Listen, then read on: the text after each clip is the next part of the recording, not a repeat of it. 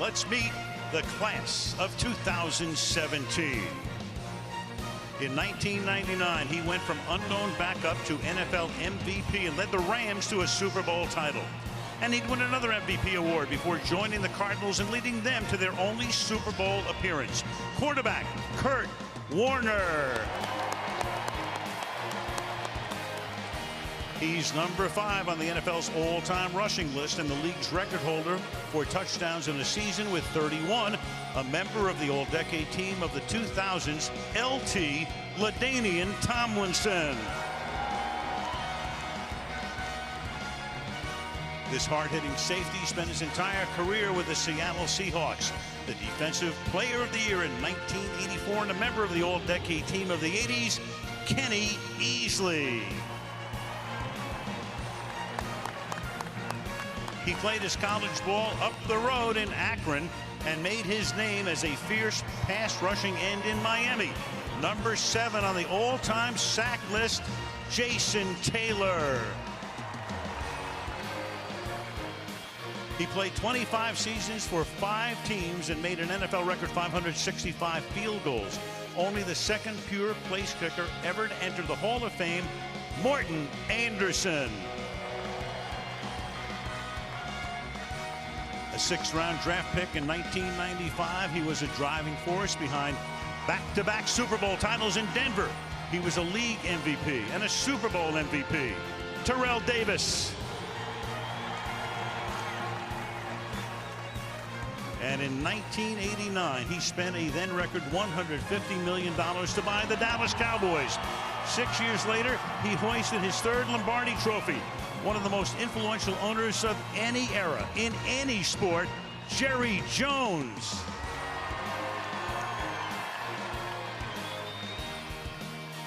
Ladies and gentlemen, there they are, the Hall of Fame class of 2017.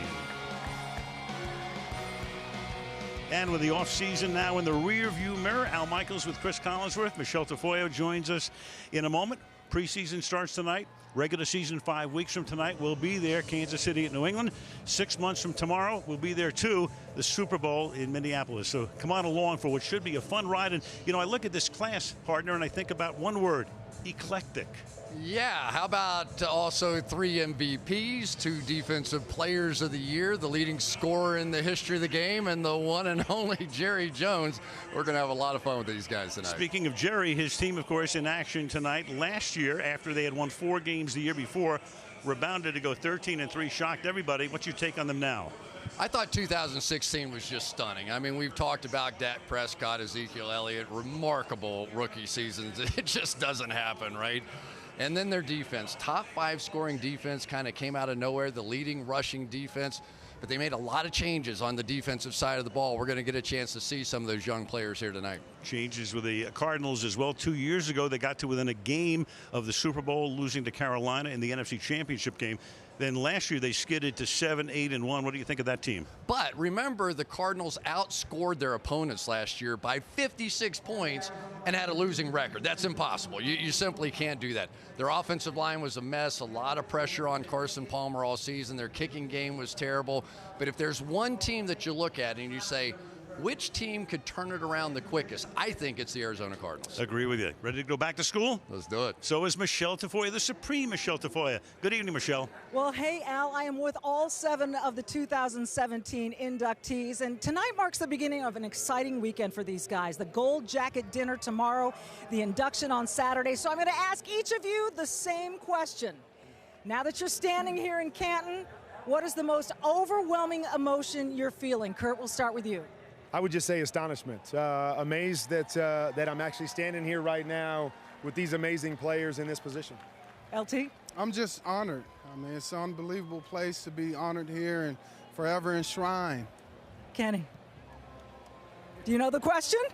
Most overwhelming feeling you're experiencing? Stupendous. I'm not even gonna lie, I'm nervous. I'm nervous, nervous and emotional. Morton? Humble, just humble to be here. Man, I'm just grateful to be here, you know? Just grateful to be here, all these Hall of Famers. And I mean, look at this, it's incredible. And it's got to be love. Love for these teammates, love for these families, love. And Al, will be hearing extensively from all 7 of them throughout the game tonight. A lot to look forward to. You bet, Michelle. A lot of fun coming your way tonight. It's Arizona against Dallas, and you'll hear from all of the Hall of Famers on this game.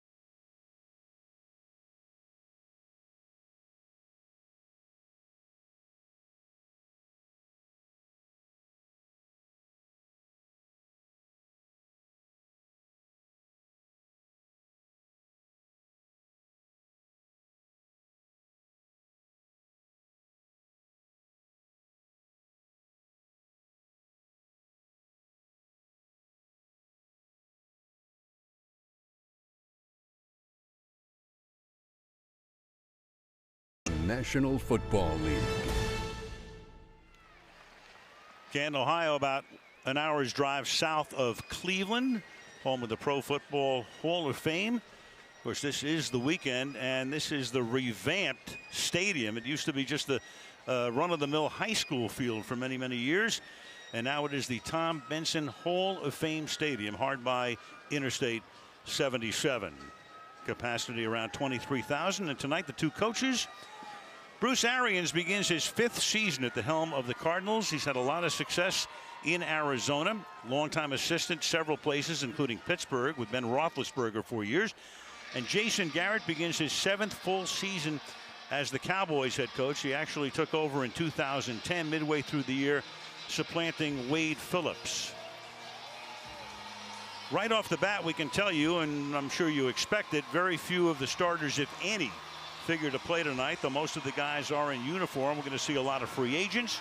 We'll see a lot of rookies. We'll see Emmitt Smith. Not only the class of 2017 here, but a ton of Hall of Famers will be in the building tonight.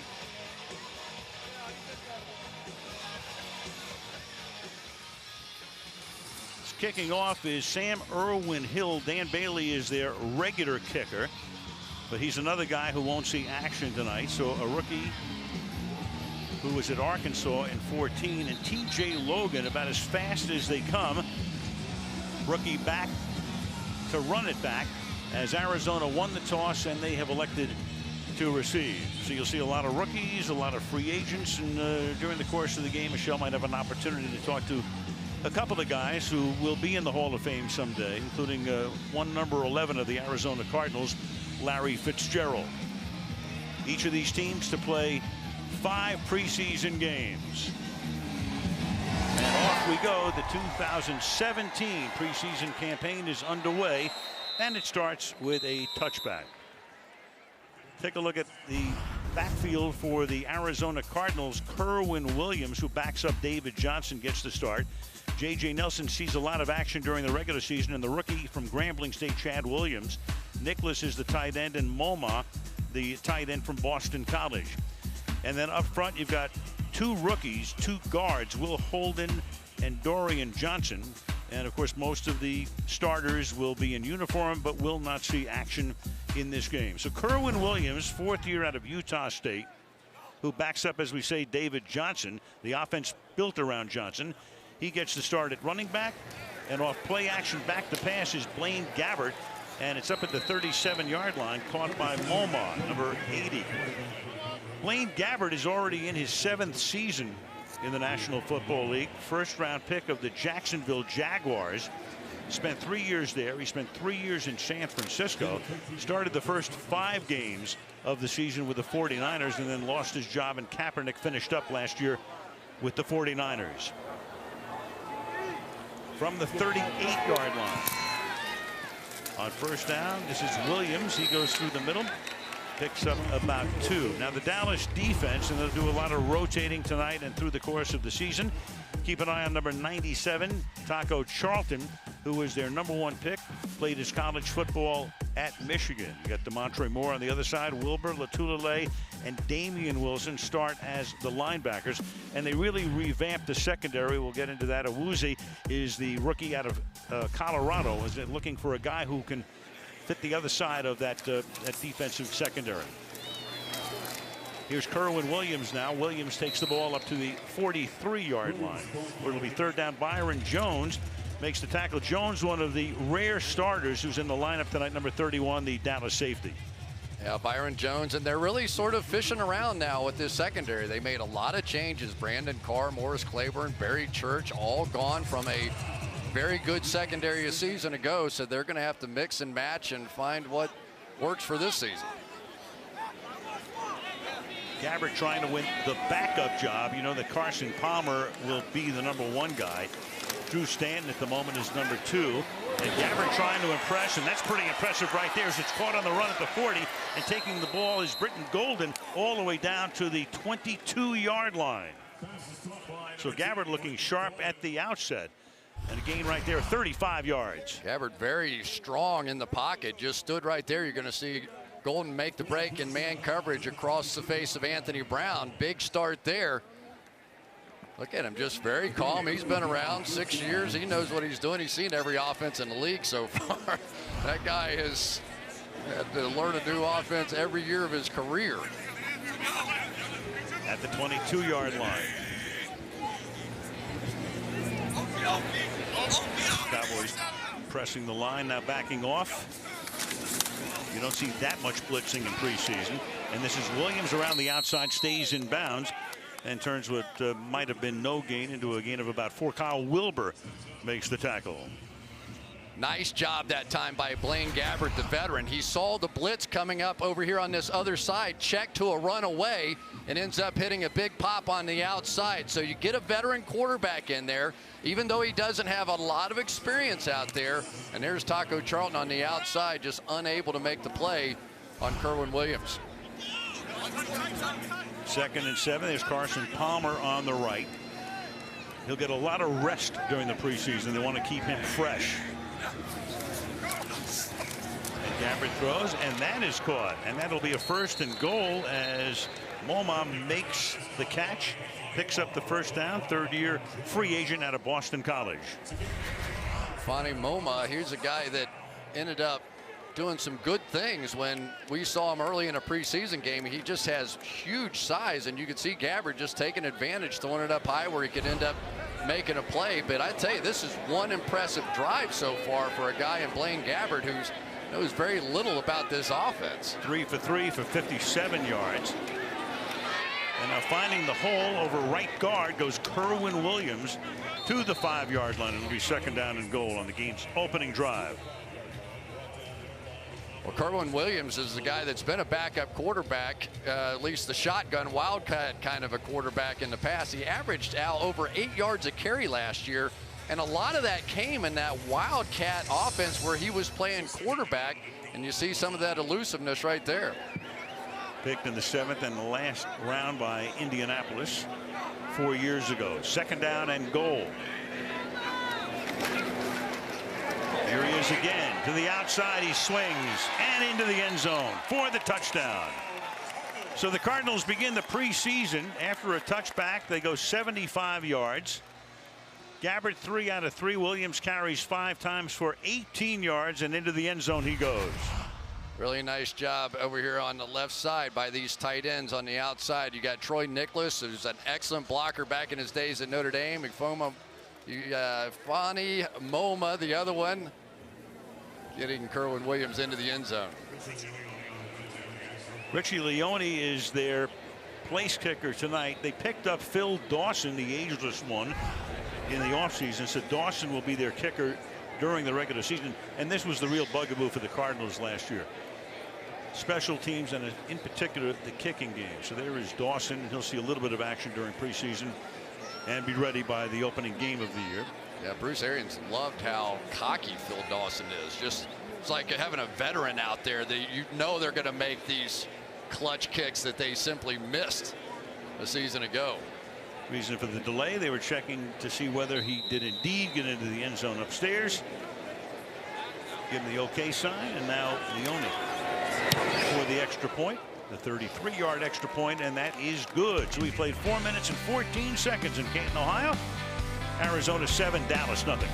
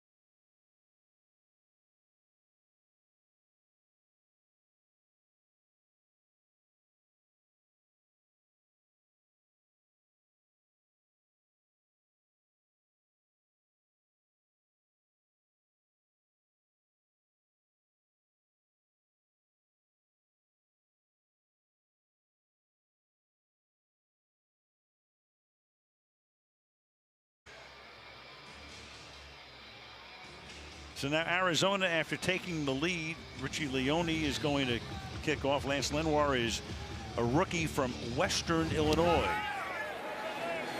And he's back to receive, and the kick is a short kick, and it's fielded up at the 15-yard line, and that's Keith Smith who runs the ball back to about the 26. Now let's take a look at the Cowboys and some of the guys you'll see in action here. Darren McFadden would be their backup back to Ezekiel Elliott. Butler saw a lot of action last year. Jones on the other side. Gathers is a good story. We'll talk about him. The basketball playing tight end out of Baylor. And up front you've got those guys with Lyle Collins, who might wind up with that right tackle job. Of course, up front they're really set, of course, with Frederick and Martin and Tyron Smith, so they won't see action tonight. But we could see a good bit of Mr. Collins. Kellen Moore is the quarterback, and the first pass is knocked down. Kareem Martin is the guy who knocked it down at the line of scrimmage. So Kellen Moore last year was the backup to Tony Romo. He goes to camp, and before Romo got hurt, Moore broke his leg. So he was shelled for the season. And then when Romo got hurt toward the end of preseason, that put that man, Dak Prescott, in action. And of course, we all know that story, what he did, leading the team to a 13-3 mark. So Moore, who might have ascended to the #1 spot in preseason, never had that opportunity. And now McFadden takes the ball up to the 28-yard line.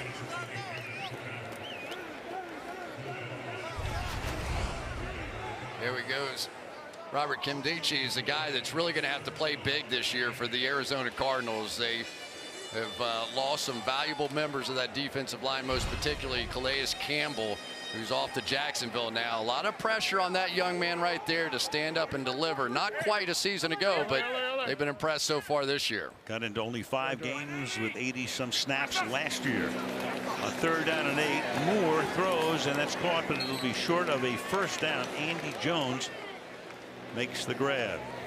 So Kellen Moore, the only left-handed quarterback on any roster right now in the National Football League, is 3 and out. Yeah, it's hard to imagine, even though Kellen Moore was the #2 guy, with the way that Dak Prescott played in preseason last year, that he wouldn't have ascended to the #1 guy anyway. But who knows? You never know on that one. Sam Irwin Hill, the punter. Chris Jones will do the punting during the regular season. High angled kick. And there's contact, and a flag comes down, and another one comes in before the opportunity to make the grab. So that was Kayvon Frazier, our first flag of the night. The referee tonight is Jerome Boger, and we'll get the call momentarily.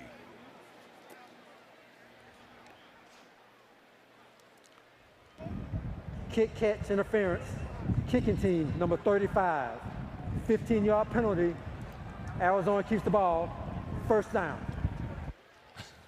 All right, Cardinals get it back, leading 7-0 in Canton, Ohio.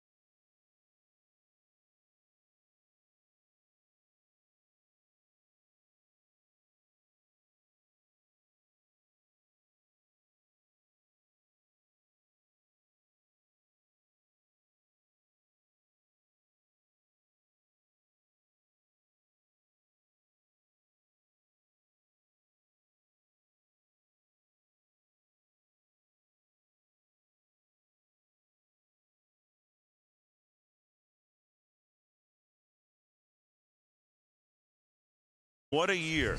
Win the Super Bowl. He's the MVP, 41 touchdown passes, and the beginning of a Hall of Fame career. From the 36-yard line now, Gabbard, who looked very good in that first drive, has to scramble here and gets taken down from behind by Anthony Brown. Speaking of Kurt Warner, here he is with Michelle.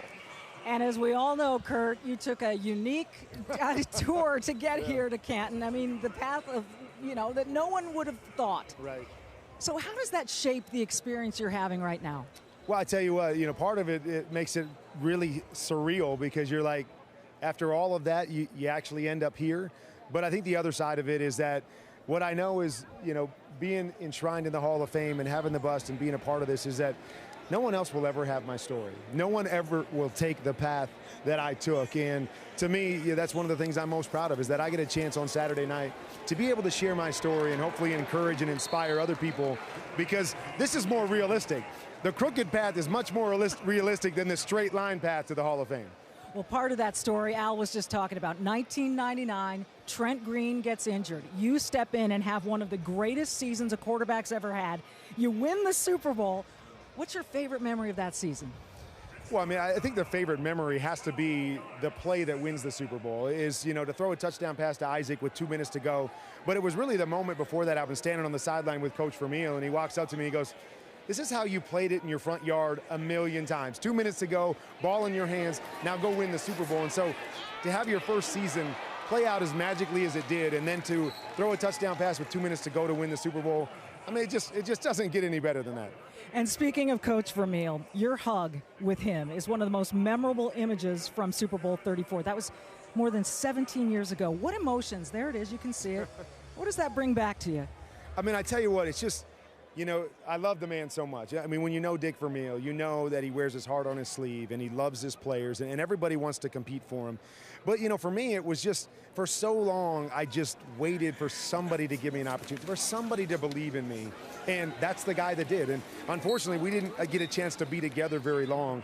But just our time together and the fact that the way he loves me and the way that he pulled for me in that 1 year and giving me that chance, I mean, so many emotions come back. But the biggest thing is just I just love the man. And I was so happy that I was able to be a part of his first championship and that he was able to be a part of mine. Until this class, only 2 wives have presented their husbands for enshrinement. And it was obviously very important for you to have your wife, Brenda, here to present you. Why? Well, I think the bottom line is there's so many great people you can choose. Your parents, Coach Vermeil, 7 kids, would love to have one of them. But the bottom line was that there's been one person that has shared every part of that crooked road with me.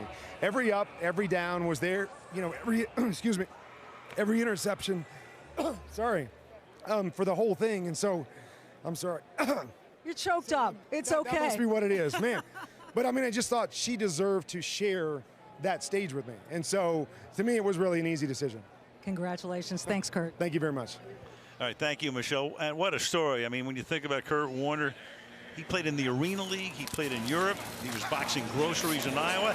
Meanwhile, this drive continues. It's going to be first and goal with Andre Ellington taking it inside the 5. So Blaine Gabbert looking extremely sharp, 6 of 6 for 107, and the Cardinals on their way to the end zone for the second consecutive series.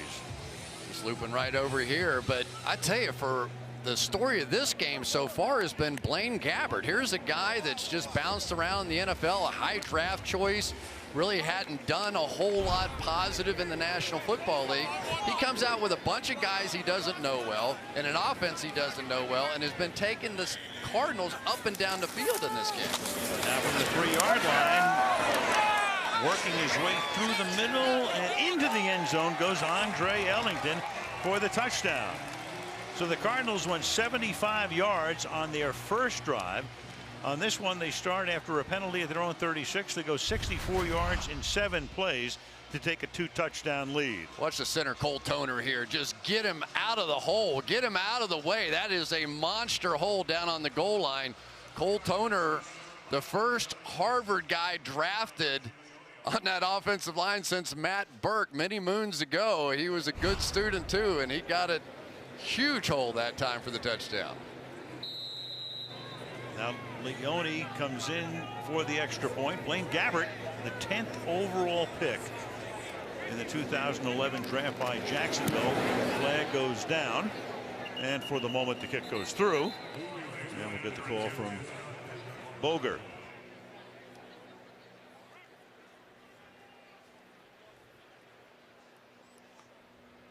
The backup running backs in Arizona will not see a lot of action this year. Illegal formation.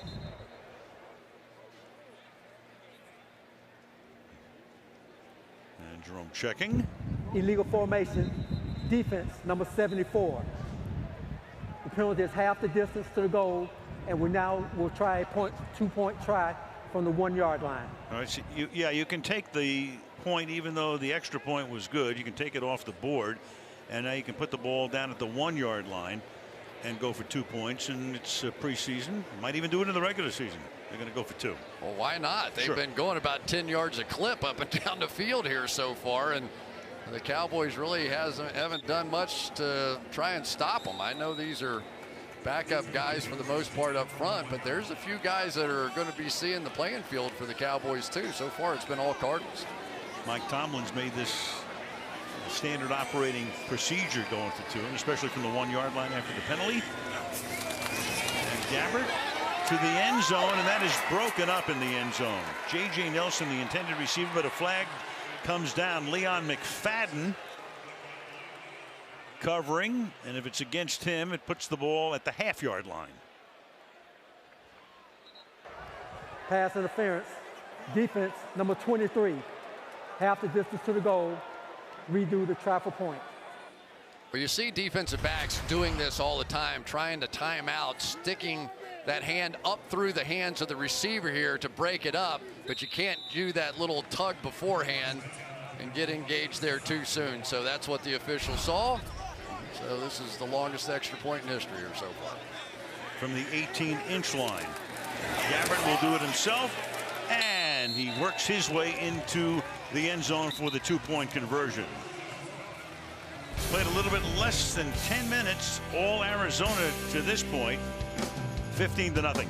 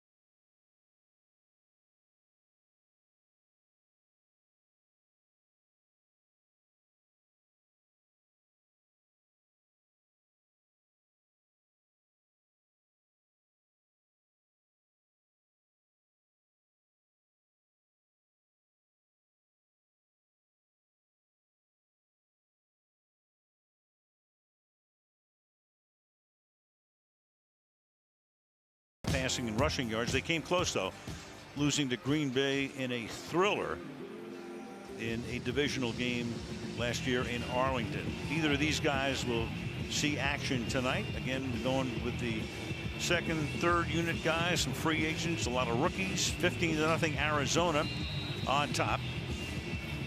Lance Lenore is back to receive, and Richie Leone kicks off for the Cardinals. Bouncing ball. Lenore fields at the 7-yard line. And the coverage is good as he's taken down at the 22. And there's a flag down on the play.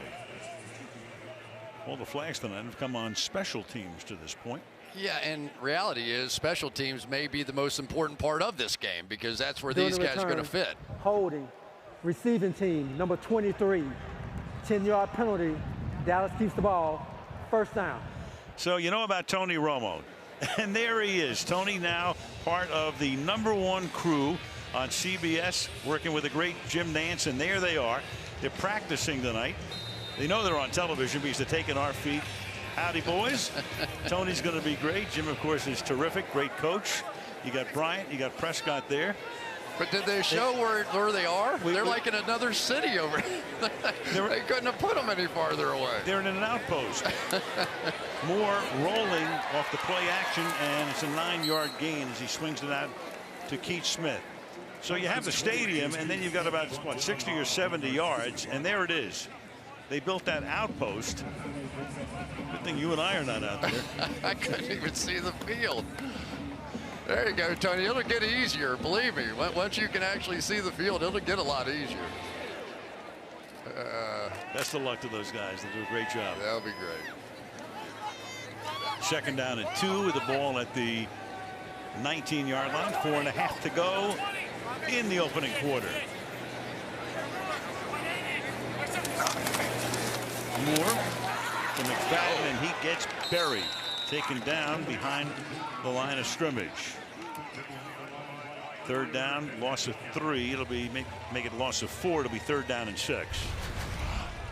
I'll tell you, right here is the defensive star of the game so far. Robert Kimdichie is just going right through Joe Looney on that play, and that's what they need out of him because that's what they got out of Calais Campbell. Calais Campbell was this guy that would get up, get the penetration, the outside pass rushers could get there.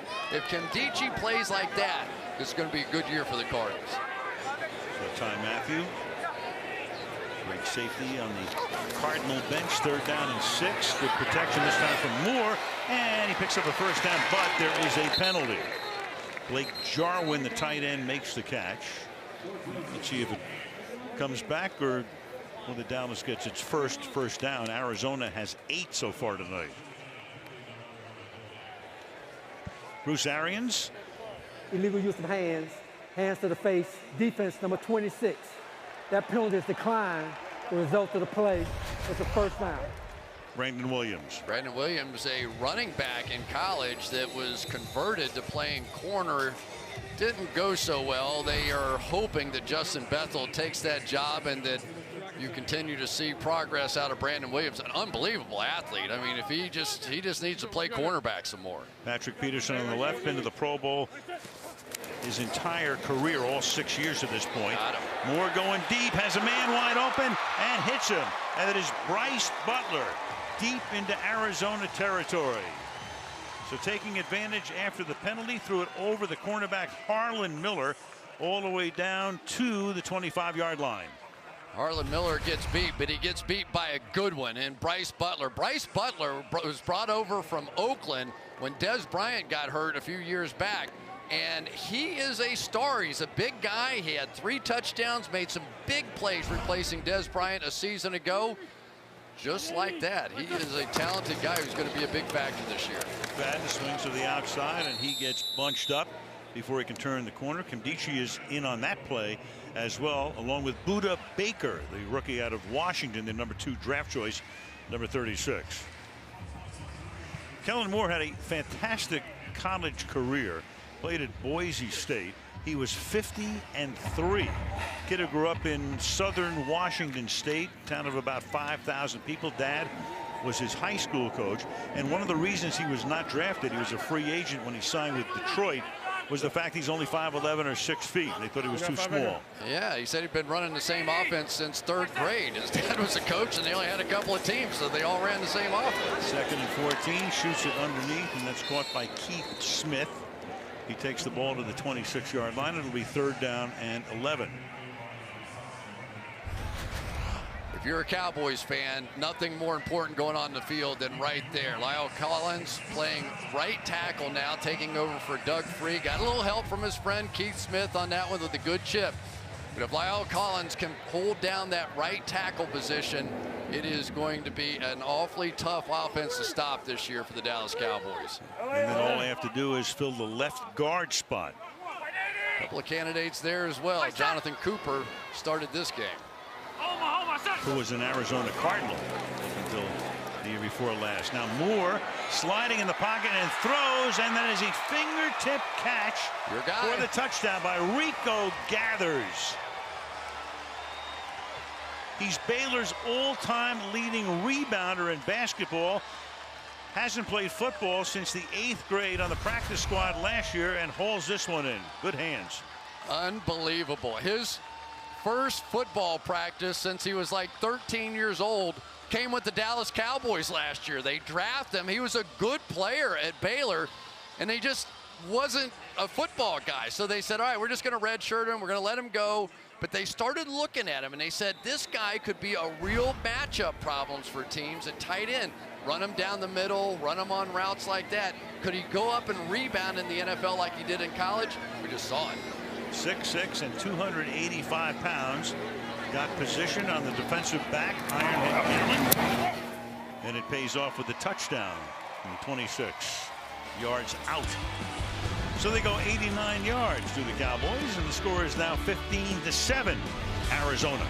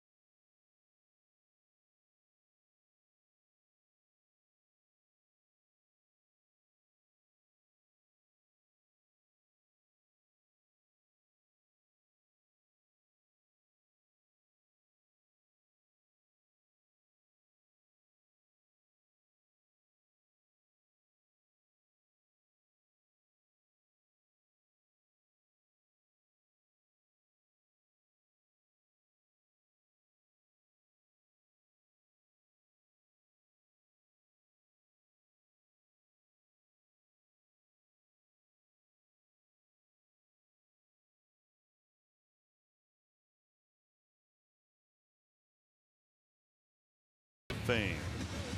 And there is the statue of Mr. Benson, the owner of the New Orleans Saints. Kickoff fielded 6 yards deep. Logan's going to come out, the speedster. He's going to run it out of the end zone, and showing some flash and dash all the way up to the 38-yard line, and we go to Michelle. Well, Al, one of the few Dallas starters to actually start tonight, Anthony Brown, is out with a right hamstring injury. The second-year player out of Purdue, part of that young secondary the Cowboys are trying to develop. Out for the rest of the night, Al. All right, Michelle, he looked pretty good last year, 6th-round pick out of Purdue. I tell you, Al, the last 4 or 5 games of the season, he played as well as anybody. He was absolutely fantastic and will be sorely missed. They need him back, no question about it. Part of the reason they let Carr and Claiborne go to free agency. from the 36-yard line, out of the shotgun now. Gabbert, and he gets run out of bounds. You know, Gabbert came in with Jacksonville. We mentioned before, very high draft choice back in 11. Take a look at that. He had 4 different head coaches because Del Rio got fired toward the end of the year. Tucker took over. Then they had Malarkey and Bradley and 3 different offensive coordinators. So then you think it would settle down. He goes to San Francisco. He's got Harbaugh, Tom Sula, and Chip Kelly with Roman, Christ, and Modkins as the offensive coordinators. Now he comes over here. Arians the coach. Harold Goodwin, the offensive coordinator, who's calling the plays tonight. So 8 different head coaches and 7 coordinators. I think he just goes out and does the best he can. So far, the best he can do is pretty darn good. Yeah, looking great tonight. Fires it over the middle. Jeremy Ross makes the catch. And Ross, out of the University of California, free agent, takes the ball all the way to the 34, gain of 29 yards. What a great throw here by Gabbert. I mean, this thing, watch him throw it to the back shoulder, which was the only thing open. You could see the coverage was absolutely there on the play, but by the time he threw it to that back shoulder, it ended up just being an easy catch. Gabbert just looks so calm and relaxed in the pocket right now. Waning seconds of the first quarter. The ball at the 34-yard line. On the ground, they give it to Andre Ellington. He takes it to the 33, and that's going to take us into the second quarter. End of 1. Arizona 15, Dallas 7. More from the Hall of Fame game after these messages.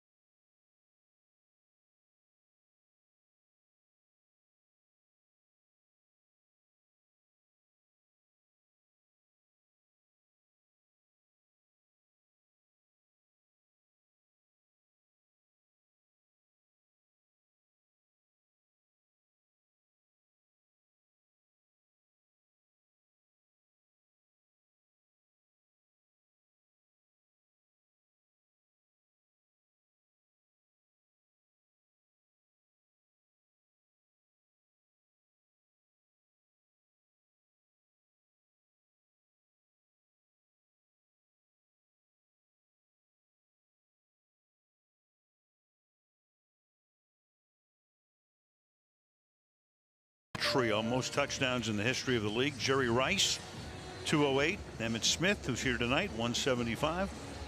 And then LT, 162 with the San Diego Chargers. It's always amazing to see a wide receiver as the leading touchdown scorer in the league. It's just an amazing player. Well, he separated himself from everybody else who's played that position. Second down and 9. A little dump off here with the pressure put on. And it's Ellington seeing a lot of work tonight to the 31-yard line, and we go to Michelle. And I am with LaDainian Tomlinson, and you know, LT, there's the excitement and the emotion of this weekend. But then there's also this idea of your bust, which is right behind us, by the way, living forever in that Hall of Fame. How does that strike you? It's truly amazing. You know, it's something that's hard to even fathom, you know, being remembered forever. But more importantly, I think my family name, that's what I think about, that family name of Tomlinson, and how proud so many people are of me that I've made it to this point. You know, my kids' kids will be able to come here. This is, Marshall said it years ago, this is football heaven, and I'm truly honored to be here now. And you chose, oh, hang on, let's go to Al. Well, right now you've got Damian Wilson, who forced the issue right there, and it gets recovered back at the 43-yard line. And we go back to Michelle. Well, you chose Lorenzo Neal, your former fullback, to present you. Why did you choose him? Well, I just believe he deserves this opportunity. He's such a selfless player, a guy that blocked for 7,000-yard rushers.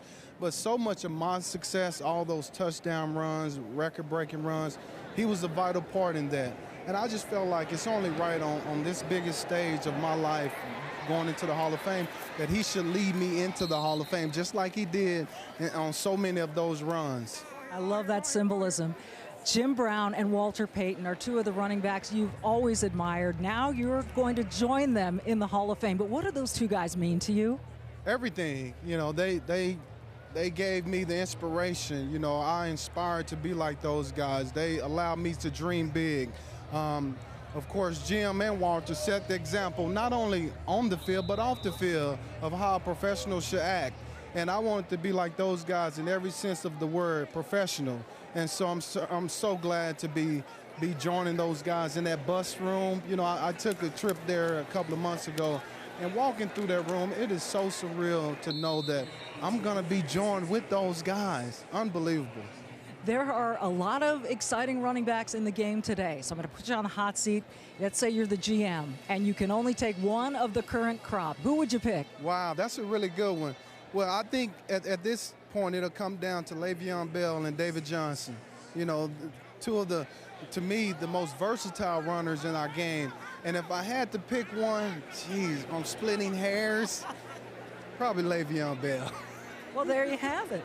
Hey, congratulations, Al, the second LT in the Pro Football Hall of Fame. Oh, yeah, as Alfred Morris carries again to the 23. You know who the original LT was. There he is, Lawrence Taylor. In fact, it was bizarre. Remember when Tomlinson went to the Jets at the end of his career, they were calling him LT, and in New York they would go, no. There's only one LT. I always loved Parcells' speech when he was up there getting inducted himself, and he said, I want my bus right next to LT's. I keep an eye on that sucker. Right. That was classic. So Danian Tomlinson to be enshrined on Saturday. Now from the 23-yard line, Moore, and he lost one deep downfield, and nobody is home. Busted route. It'll be 2nd down and 10. Here's a look at the Cardinals' first-round pick. Hassan Reddick, rookie, played at Temple, drafted in the 1st round, and they think he could wind up as a starter on opening day. Wasn't even recruited coming out of high school. Had a couple of injury years, and he ended up going to Temple just as a regular student, and he didn't even get to eat with the football team. So his mom took out a loan so that she could pay for the meal plan so he could actually eat with the football team. And he ends up being a top 15 draft choice in the National Football League. Tough position change now. We'll see how he does. Great story. Here goes Morris again, the former Redskin. And Morris showing some nifty moves all the way up to the 49-yard line. Now, we'll get into the Ezekiel Elliott thing a little bit later in terms of whether he's going to get suspended or not. We'll talk about that. But if he does, they can go to McFadden, and they can also go to Alfred Morris. So they've got two veteran backups who can do the job. Yeah, we were just talking about Hassan Reddick. He came off the edge there, sort of looped around the outside. This line washed everybody down. They just shoot through the hole right there. There really wasn't much there at all. But that was Alfred Morris looking like he did his rookie year with the Redskins when he ran for over 1,600 yards. He and RG3 formed a pretty good duo at that point. At the 50-yard line, tackle is made there after a gain of 2. It'll be 2nd down and 8. And just keeping an eye on Hassan Reddick here, obviously such a big part of this Arizona Cardinals defense. Remember, in college, he was an edge pass rusher, a guy that came off the edge, so athletic, great moves out there. Now they're asking him to move inside, which is a completely different way of looking at football. And as you watch him throughout the course of this game, you can see he's just trying to see the whole picture instead of just one side of the field. Moore on 2nd and 9, throws down the sideline, and that's busted up at the end of the play. Butler, the intended receiver, broken up by Brandon Williams. Well, here's a better look at it here. Hassan Reddick, when he was in college, he probably had those three guys to worry about. Maybe the tight end, the tackle, the back, and that was his field of vision. Comes around and makes a big sack. Now you play inside. You're responsible for both directions. You have no idea, run, pass. You're not just coming after the quarterback. So you really have to just retrain those eyes to be able to make the plays, and that's what he's working on right now. And so far, they feel really good about him. James Betcher's defensive coordinator said it's the best position change, bar none, I've seen anybody make so far. 3rd down and 9. Moore down the left side again, and reaching for it is Bryce Butler, who scored the touchdown earlier, makes the catch. Brandon Williams with the tackle. So Butler having a big game. Well, this is just a veteran move. What's the hesitation out here on the outside? He's going to run. Looks like he's going to stop, will hesitate, and then just lost Brandon Williams, and then makes another great play. I really like Bryce Butler. We'll see if this ball hit the ground or not, but he has been making some plays so far out here tonight. 32 yards. This would have to be challenged by Bruce Arians. I think the ball hit the ground, but it really was under his control, so I thought it was a catch. Well, Bruce has chosen not to throw the challenge flag, and Alfred Morris over the right side now to the 18-yard line. Will be 2nd down.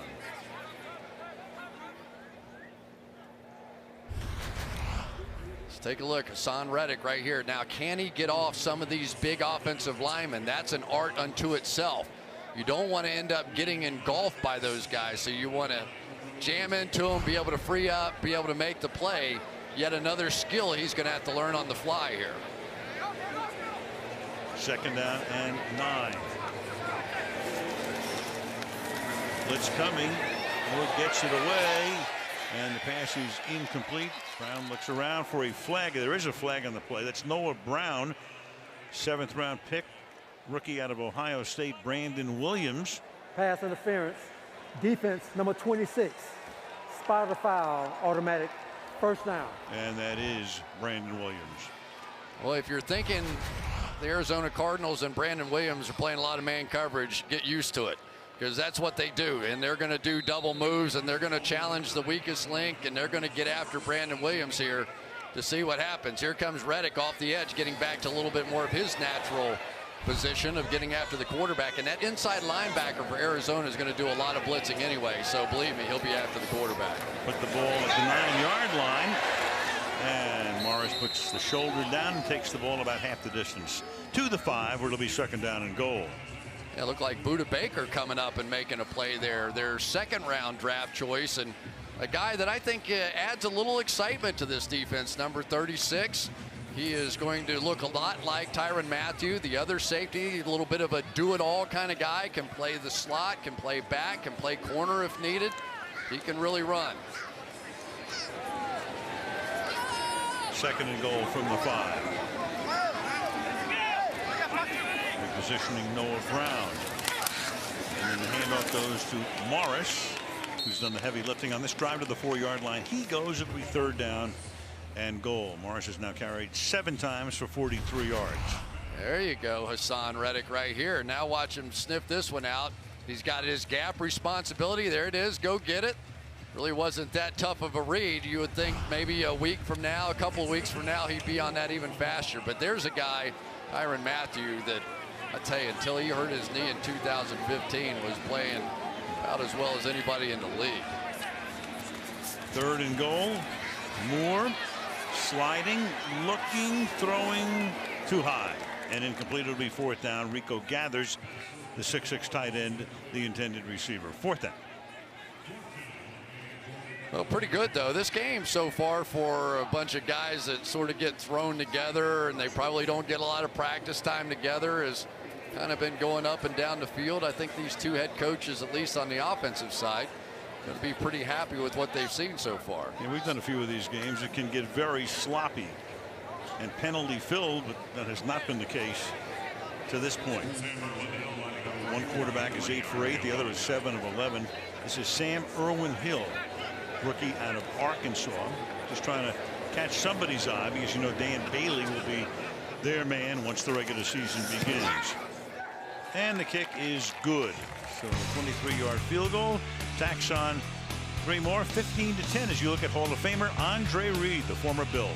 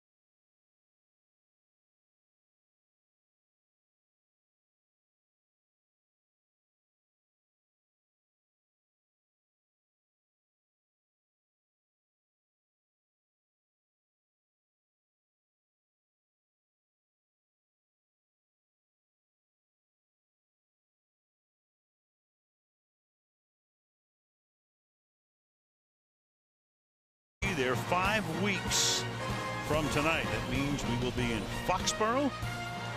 They'll raise the banner. Bill Belichick will be there. Tom Brady will be there. Happy 40th to Tom, and the Kansas City Chiefs will be there. All on NBC 5 weeks from tonight, starting at 7:30 with the NFL kickoff show driven by Hyundai. Chiefs, Pats, and that will get us going. Tom Brady getting a lot of gifts today, no question about that. What a way to start the season. And if anything, you know, the Patriots are picked by many to do it again.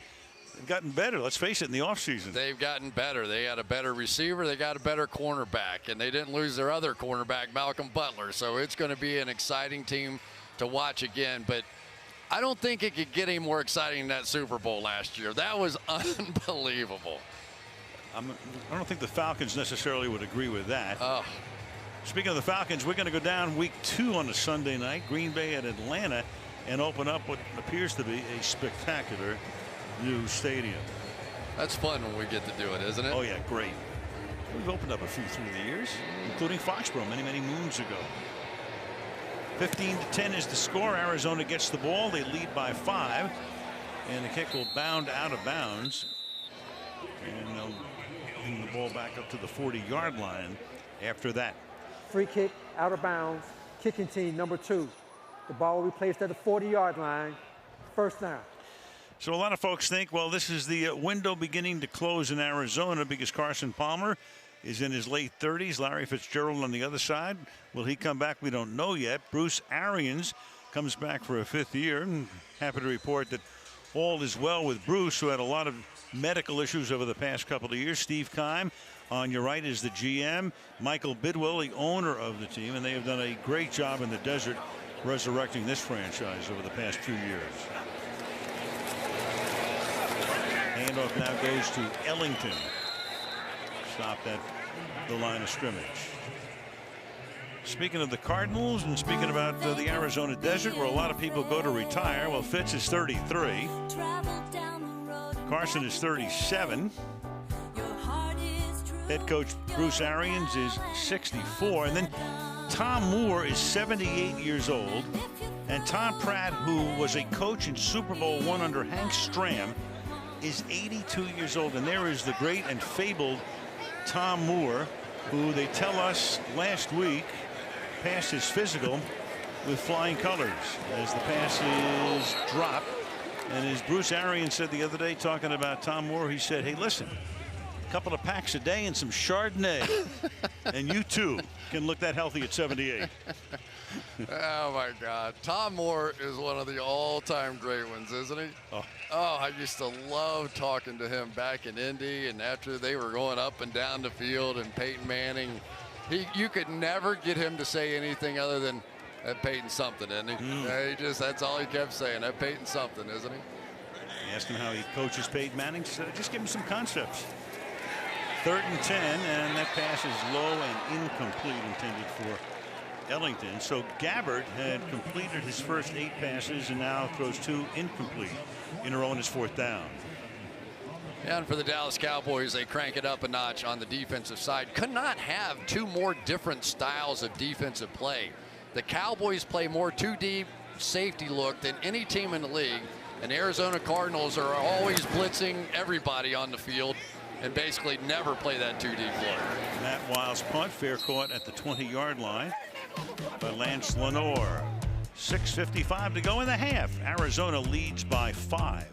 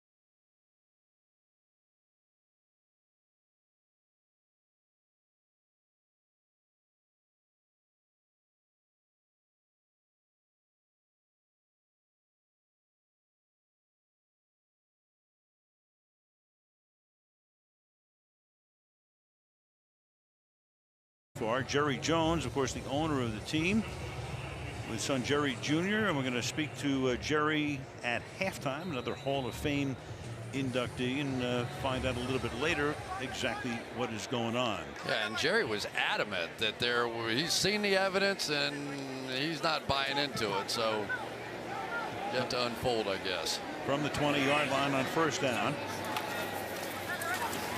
Moore got off to a shaky start. Flag is down on a pass that's behind Noah Brown. Referee is Jerome Boger, who says holding, offense, number 63, 10-yard penalty, replay, 1st down. And down we go to Michelle. Well, Al, the Cowboys and Elliott have been waiting a year for the NFL to finish that very thorough investigation into allegations of domestic violence, a case described to me by an NFL source as, quote, complicated. Now, the decision could come as early as next week.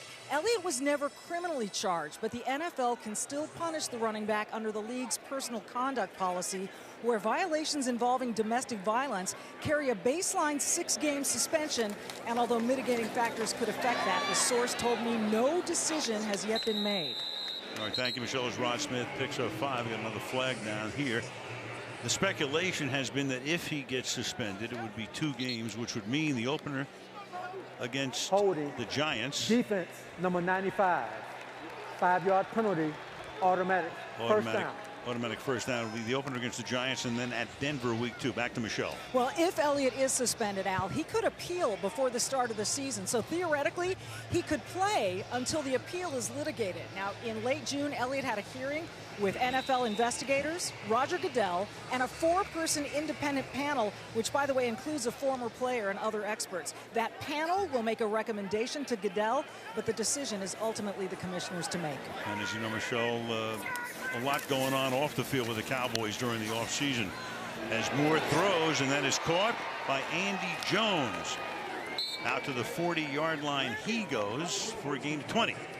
And from Michelle, it also is only about that domestic violence allegation. It has nothing to do with a couple other things that have happened since, correct? That is correct.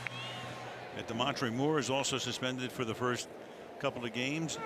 David Irving, the great linebacker, what a year he had last year.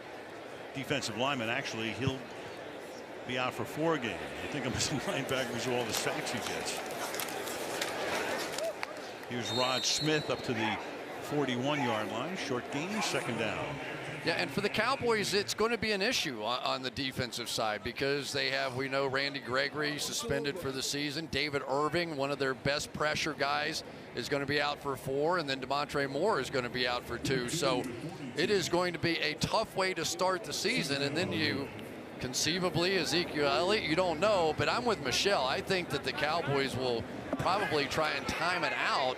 If you're going to appeal it, you would definitely like to have Ezekiel Elliott there for that Giants game because those are the 2 favorites in that division. Let's face it, that's a huge game. And at Denver week 2, 2nd and 8.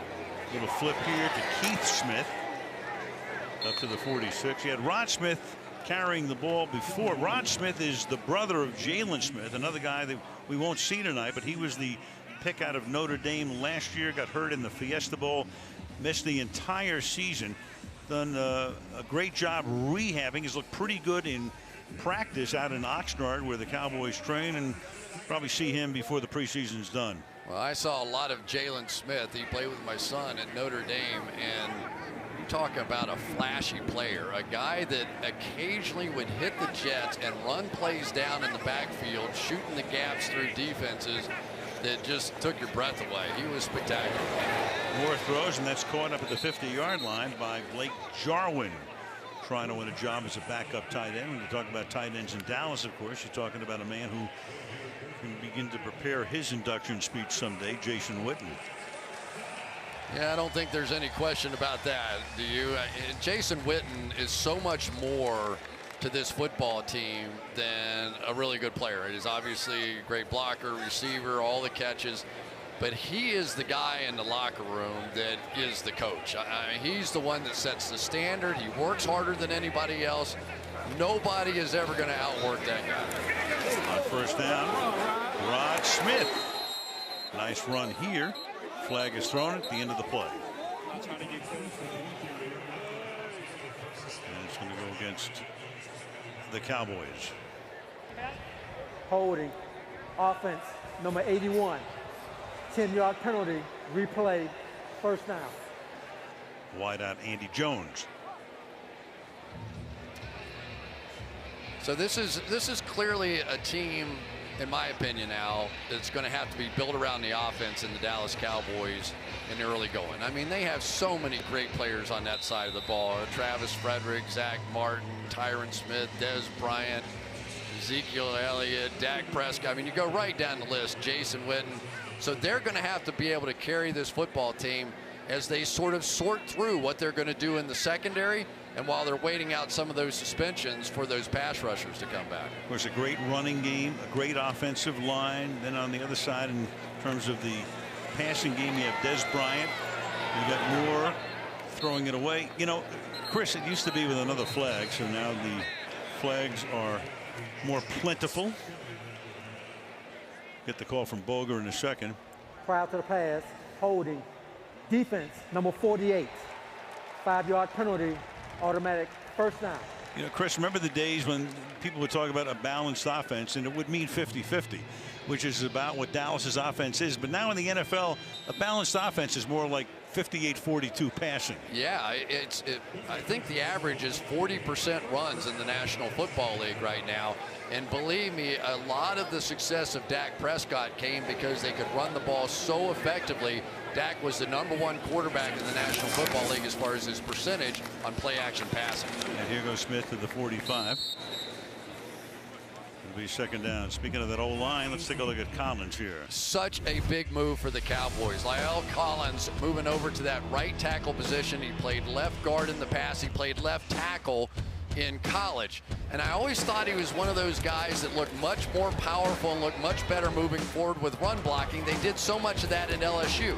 Now he's got to learn that kick step. And not only does he have to learn it, he has to learn it from the opposite side of the ball. But I have to tell you, so far in this game tonight, I see more of his power, and he looks pretty good with that footwork. I think he's really been working hard at it. Play action on 2nd and 5, and before Moore gets hit from behind, he's able to get it away and hits Brian Brown at the 31-yard line, and that will move the chains with 2.5 to go in the half. Brian Brown working on Hayes here on the outside. Little acceleration, and then let's get out of it. You can see Hayes looking up the field and just lost sight of him. It is, people worry so much about how fast receivers are. So much of it is you have to fool that guy. It's like pitching. You've got to change speeds, and you saw a great example of it there. Reception. This is Rod Smith to the 27-yard line, and that's going to take us down to the 2-minute warning here in Canton, Ohio. The Hall of Fame game getting the preseason underway. We'll talk to Terrell Davis next, 15:10.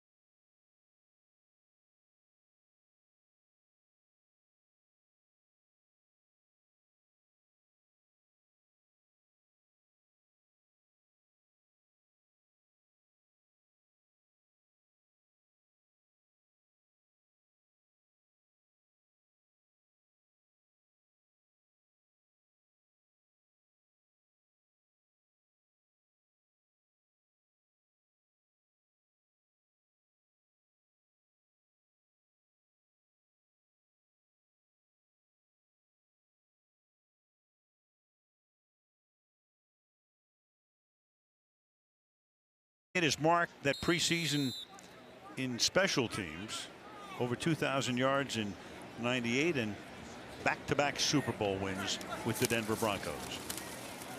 And with 2 minutes to the half, Rod Smith swings to the outside, takes the ball to the 18-yard line. We go to Michelle. Well, I'm with Terrell Davis, and it's all I can do to keep him from lifting that. No, you can't touch it yet. I can't touch it. No, you cannot. 11 years it took, and finally you're here. What does it mean after all this time to be here? Oh, Michelle, it means It means a lot, man, because, you know, you play this game and you hope that people appreciate it. And, you know, for me, it was just kind of trying to play as hard as I can for my teammates and just trying to be accountable to them. So when it's all said and done, I can say I'm proud, you know, that I performed and basically, you know, was accountable. And so when you step away from the game and you look back and you start hearing people talk about Hall of Fame, the first time is like, I don't know, like I don't belong in the Hall of Fame. And then more and more people start talking about it and everybody starts to get behind it. And the last 3 years have been incredible because I've seen every year the momentum shifting and getting stronger and stronger. And then obviously you get the call or the knock by David Baker at the door and it's like, it's real, it's happening. So I'm taking it all in, I'm enjoying it, and it's just getting better and better. Well, the debate was never about your performance. The debate was over the length of your career. I got to get back to Al real quick. Stand by, Terrell. Just quickly, because Brandon Williams just intercepted that pass. It's a touchback with 54 seconds. Back with more and TD on the field after this.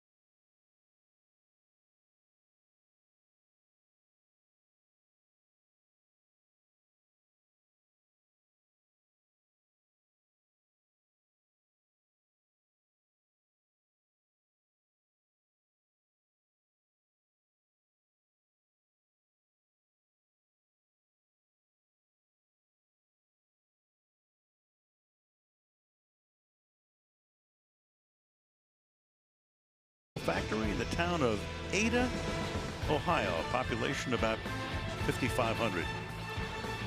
Make all the Dukes in Ada. From the 20 after the touchback now. Gabbard has played the whole half. Throws up to the 34-yard line. Another flag.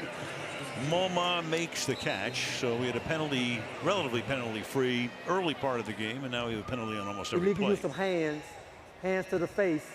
Defense, number 74. That penalty is declined. The result of the play, first down. And back to Michelle we go. And I'm along with TD, and as we were saying, it took 11 tries for you to get here. No one ever debated your performance.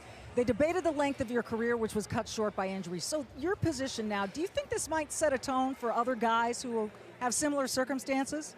Well, I hope so. I mean, for me, it was Gale Sayers. He was the one that set the precedent, so they had something to look at.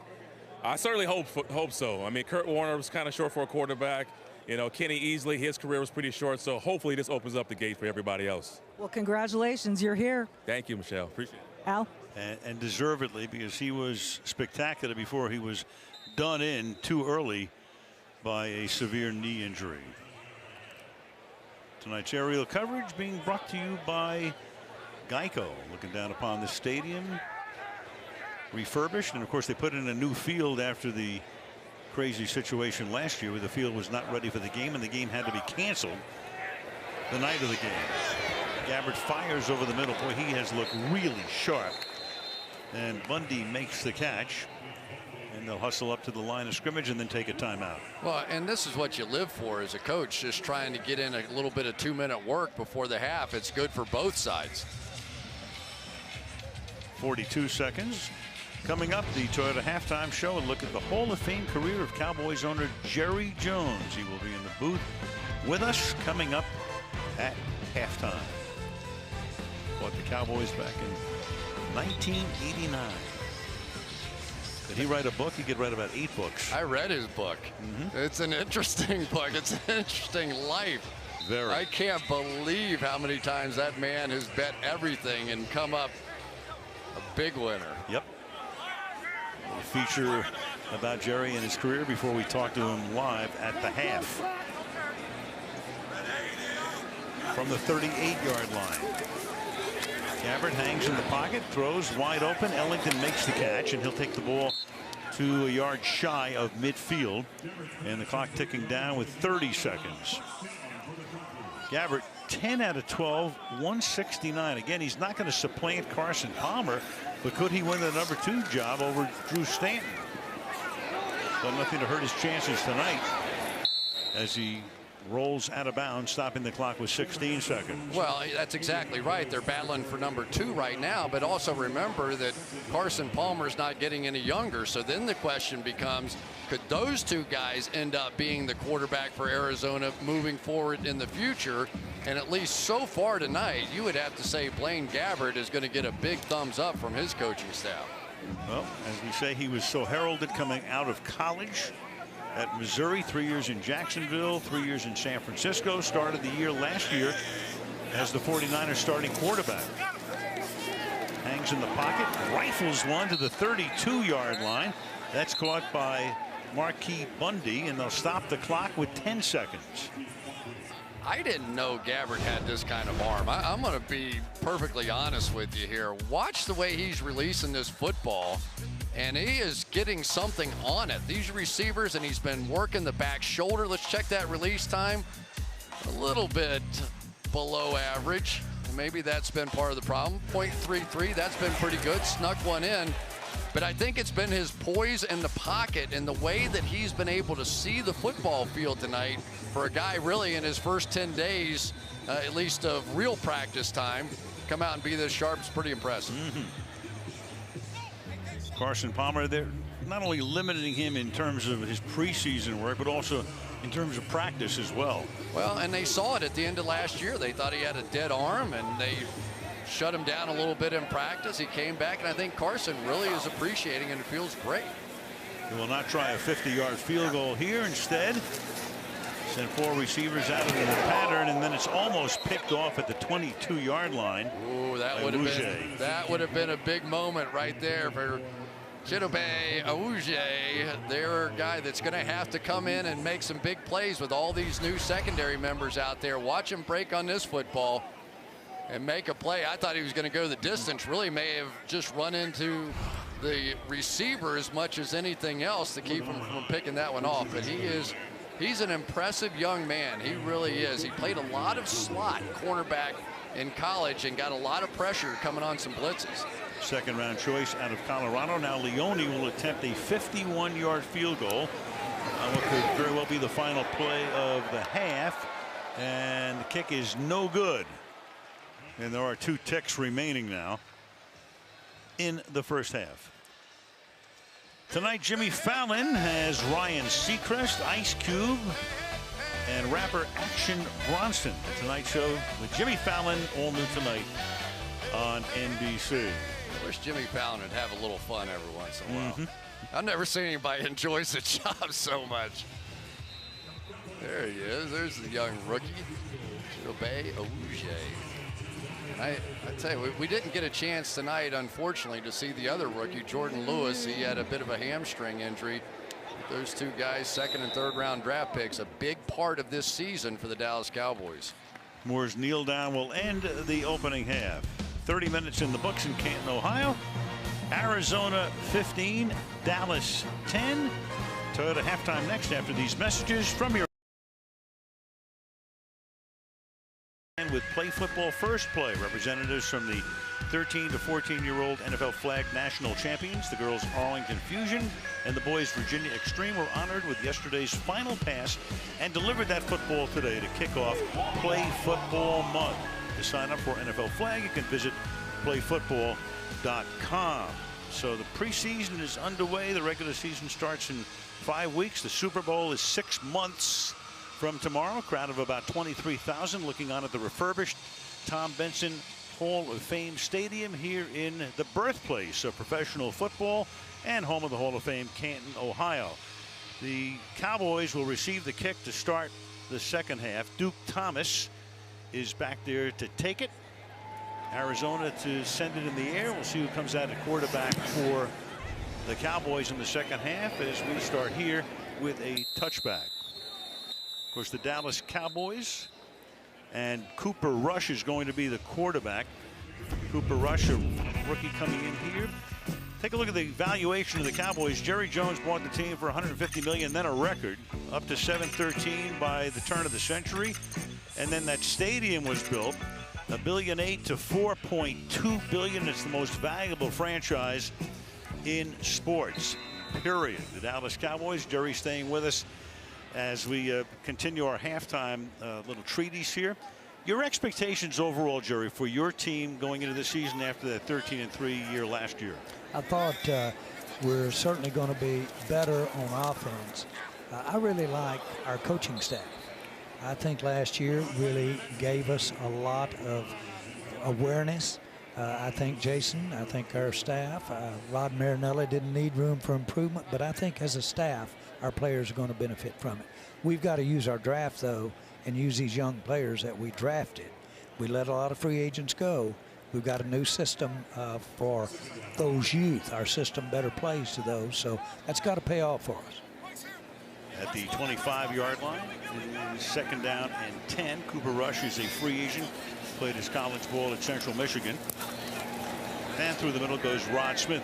Well, the big question all the Cowboy fans have right now is who's going to be your running back on opening night on the domestic violence investigation. You've already said reviewed everything, absolutely nothing, not one thing that had anything to do with domestic violence. My opinion is there's not even an issue over he said, she said, not even an issue there. So, Jerry, as we sit here tonight, what can you tell us about where that investigation is and what you anticipate? Well, the domestic violence is not an issue. Zeke has had some other things that have been looked at and are being looked at. But from the domestic violence issue, there's not an issue. I think that my hope is that Zeke is with us opening night, and I don't want to get into anything that might in any way influence negatively that decision from the league office. And when would you expect that decision? Any indication of that? Well, I would really hope that it be immediately, and I think that we will see that imminently. You know, Ezekiel Elliott, we saw what he did last year. Oh, my goodness. I don't know if I've seen a young running back come in the league that's more dynamic. And I still think he's got a lot more to give you in the passing game. I really think this is going to be a year he's even going to be more explosive with that. But there have been a few incidents. And he is so important. He's not the first one that you've had to coach along at this age. What are your conversations like with him at this point? Well, first of all, I know firsthand what it's like for Zeke to go out in public. It's like a rock star. It's almost uncontrollable. And so that's a challenge. That'd be a challenge for anyone. And he's got to learn to basically meet that challenge. It's been my experience that when players have that type of attention, create that type of dynamic, they learn. They'll hit that hot stove 2 or 3 times, but then they'll quit touching it. And hopefully, and I think that's in the case, Zeke is exceptionally intelligent. He's obviously a great player, and I can't emphasize enough how hard he works. There's nobody that works harder than he does and is more professional about how gets ready to play a game.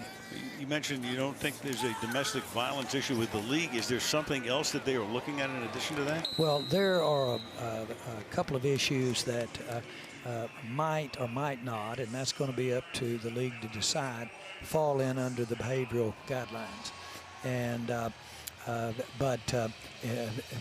in my opinion, that we're preparing our team for Zeke and should.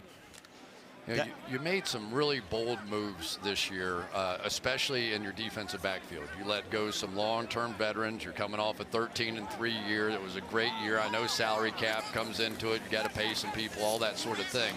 But what gave you confidence that that was going to be the right move for this team?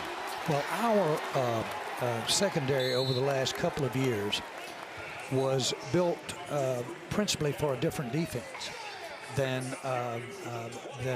really Rod Marinelli likes. These players are built or played this kind of defense that really is comfortable for Rod. And so, number one, I like their skill. I like their adaptability. They can play some man, but they certainly are real good zone players that can break on the ball, and we need to intercept some balls. We need to play the ball. If you look at the makeup of those players we drafted in the secondary, that's their basically ID. Just some thoughts about Tony Romo. He's in our business right now, and he's out there in a Quonset hut, like 70 yards from the stadium, practicing with Jim Nantz right now. Al, you mean you didn't ever have a tour of duty in the Quonset hut? No, you're right. No. High school football in Hawaii. Did not. Yeah. There they are. Well, let me say this. They're trying to start Tony from the ground floor up. He's roughing it out there. But seriously, I sure think that he's got an outstanding career ahead of him. I'd say singularly the biggest disappointment that I've had owning the Cowboys was not getting to a Super Bowl during his tenure as our quarterback. And that one's on me. Should have had better supporting cast around him. But having said that, this past year, although he never hit the field, Tony even elevated himself in my eyes with the way that he handled the disappointment of Dak Prescott coming in, having the excellent year that he had, and the way Tony handled that. And now I like a guy like that on my team, whether he's sitting in your seats or whether he's with out on the football field. Jerry, it's been a pleasure and a lot of fun covering you for the last 28 years. I have to tell you, because the one thing about the Cowboys, you can love them, you can detest them, but you can't ignore them. It's great fun for people to watch the Dallas Cowboys, and believe me, our television ratings prove that every time we have them on. Well, Al, I'll tell you, I had a good role model in Tex Ram. Now, Tex really knew how to create visibility, and he did it for those times and those days. Now, for me to get a chance to come in behind Tex Ram, Coach Tom Landry, Gil Brandt, and then basically take that and, in my mind, fill some gaps for the present time. Actually, what was missing was not the visibility, but was the juice. You got to have a little juice to come back around so you can go again. And Tex Ram.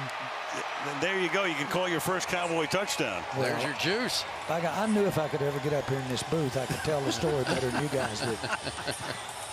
Uzama Wachuku with the catch and the Dallas score to put you guys out in front on a 4th down and 3. This rush is looking pretty good for a guy that hadn't ever faced a rush. Right. 3 out of 5 for 38 yards on that drive. That's pretty calm throw right there. Nice. And the extra point here. And Jerry, I want you to get some sleep now. You got a big 48 hours coming up, and thank you so much. Well, Al, thanks for being on with you guys, and this is special. What is this for you? 20, how many years here? 32 overall, 20 at ABC and 12 at NBC. So you won't mind this 60-minute speech I've got set up. You've been there. Might need a bathroom break. Yeah, you bet. The great Jerry Jones with us. Congratulations again. Back after this.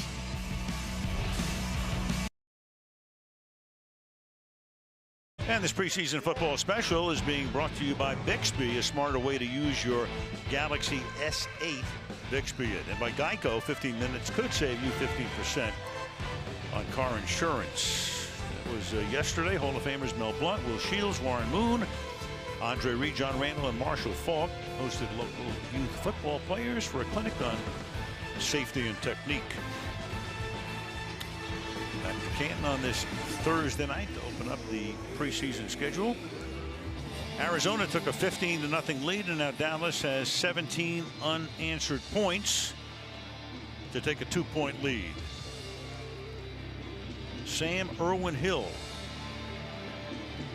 Throw that Irwin in there instead of a Sam Hill, right? TJ Logan back to receive for Arizona. And he's going to come out, and no, he's not. He is told, you know, just take a knee back there. By Jeremy Ross. So there is a guy who was the fantasy football darling last year, David Johnson. Since week 13 of 2015, most yards from scrimmage, most rushing yards, most receiving yards for a running back. You're talking about a guy who, with 15 consecutive 100-yard scrimmage yards, tied Barry Sanders' single-season record. A guy who has the potential to gain 1,000 yards on the ground and 1,000 yards receiving. And in the history of the league, there are only two guys who have done that. One was Roger Craig, and the other was Marshall Falk. Trevor Knight is now the quarterback, a rookie from Texas A&M. And up to the 27 goes Elijah Penny. But, you know, Chris, they're talking about David Johnson as a guy. Bruce Arians saying, I'd like to get him the ball 30 times a game. Yeah, and he said he's young and he can handle it. I don't know if that's exactly the right strategy. You'd like to keep that guy around, but talking about he's a big guy. He's 225 pounds or so, and yet he forced more missed tackles a season ago than any back in the National Football League. And the other part of him is what he does as a receiver, catching the ball out of the backfield. He has absolutely been one of the best receiving backs we've seen in the league in years. Knight escaping and then fires down the sideline and incomplete. Remember the first time we met David Johnson? Back in that production meeting, and, you know, it was a preseason game, so here's a, you know, third-round draft pick, so we didn't really think all that much about it. And he started telling the story of his family moving from Memphis to Iowa, and he wanted to get out of some of the element that he thought the mom wanted to get him out of some of that element. Becomes just this sensational football player. Of course, Kurt Warner went to the same school and now comes in here and is playing as well as any back in the National Football League. He and Le'Veon Bell and Ezekiel Elliott sort of vying for that top spot. So Emmitt Smith on the sideline talking to Larry Fitzgerald as Knight escapes again, and he'll pack it in if flag is thrown. And Johnson is a triplet, so he grew up with two sisters.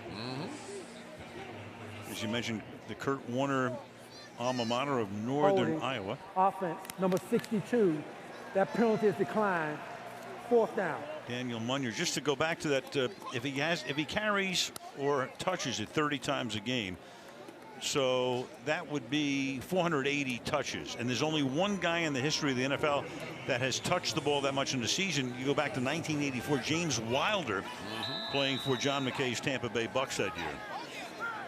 What do you think about your team's execution? Yeah, I'm all for it. One of the great lines, and a whistle before the kick. False start.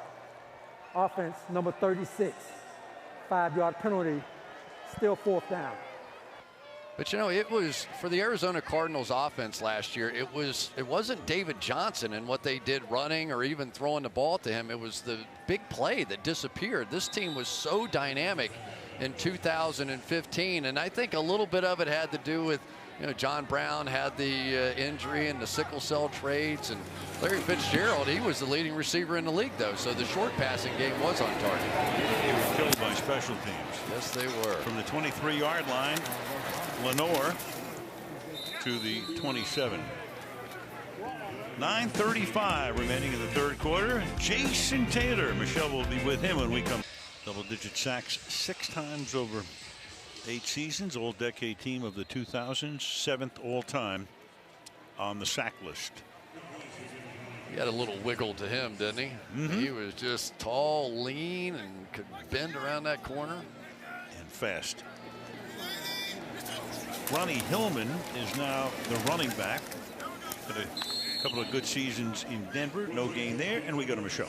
Well, Al, as you said, things have really come full circle for Jason Taylor. You played your college ball about 30 miles up the road at Akron, and now you have a permanent home in the Pro Football Hall of Fame. What would the 19-year-old Jason Taylor have thought of those odds?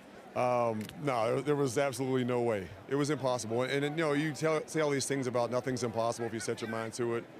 This was impossible.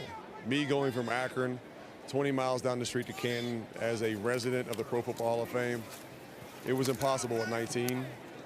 It's possible at 42, though, I guess. Well, you got an incredible recommendation from one of your arch rivals, Tom Brady. He wrote a letter to the Pro Football Hall of Fame voters saying that you were one of the best players he had ever faced. Coming from him, what does that praise mean? Well, it meant a lot. I mean, it was very humbling to hear the respect he had for me. And we've been friends for a long time, competed against each other for a long time. And I think just by virtue of how many games we played against each other, there was that healthy rivalry, but a great, great respect we developed for one another. And he brought the best out of me. I like to think I brought the best out of him. And having read that letter when it came in, I was like, wow, I'm floored. You know, the body of work is what it was, but for the Hall of Fame voters to look at, but for him to write that meant more to me than anything. Well, speaking of the body of work, 29 fumble recoveries, tied Jim Marshall for most in NFL history. Defensive Player of the Year 2006, 6-time Pro Bowler. What are you most proud of? You know, I think most proud I did it for a long time. I was able to do it, I think, at a high level, help guys around me be better. And I'm most proud of my kids and being able to be a father. That's all that really matters to me in life. Like, being in the Pro Football Hall of Fame is amazing, but you know, being a Hall of Fame dad is what's more important to me. Go join those kids. Congratulations. Thank you very much. Al. All right. Thank you, Michelle. As we take a look at the run back here by T.J. Logan. A flag is thrown on the play. During the return, illegal block in the back, receiving team number 18, 10-yard penalty. Arizona keeps the ball, first down. Well, that'll wipe out a good run back by Logan. Meanwhile, that letter that Michelle referenced, the letter sent by Tom Brady to the Hall of Fame voters, the games against Jason, some of the most memorable, well, maybe least memorable. One of the greatest opponents I have ever faced. And the word I typically use to describe Jason was tenacious. His effort was second to none. And man, when you present that as evidence, the voters paid attention to it. Yeah, where do I vote yes? Sure.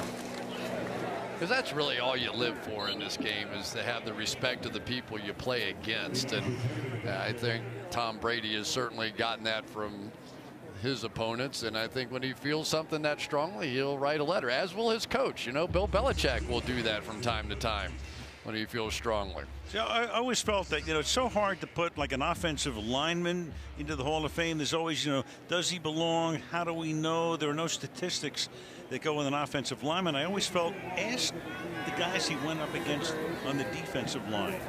This is Trevor Knight swinging to the outside.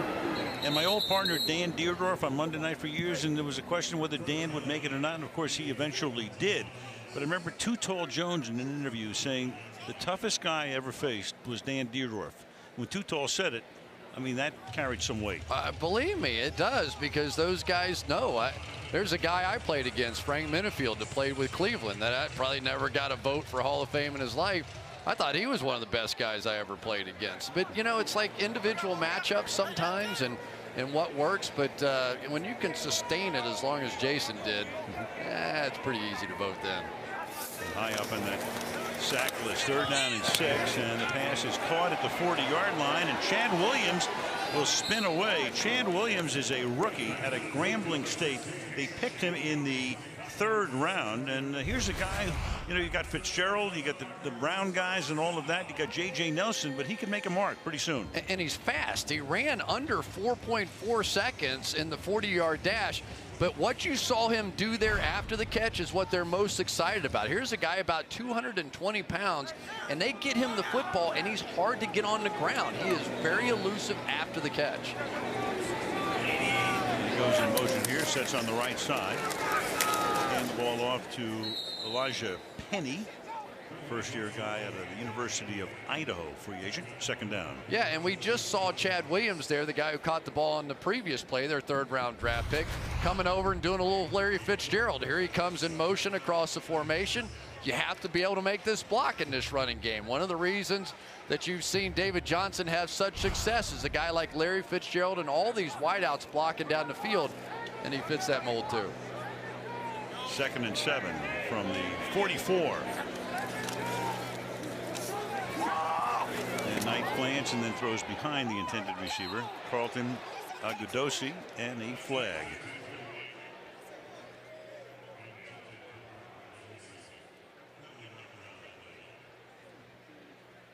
Jerome Boger wearing out the microphone at this point.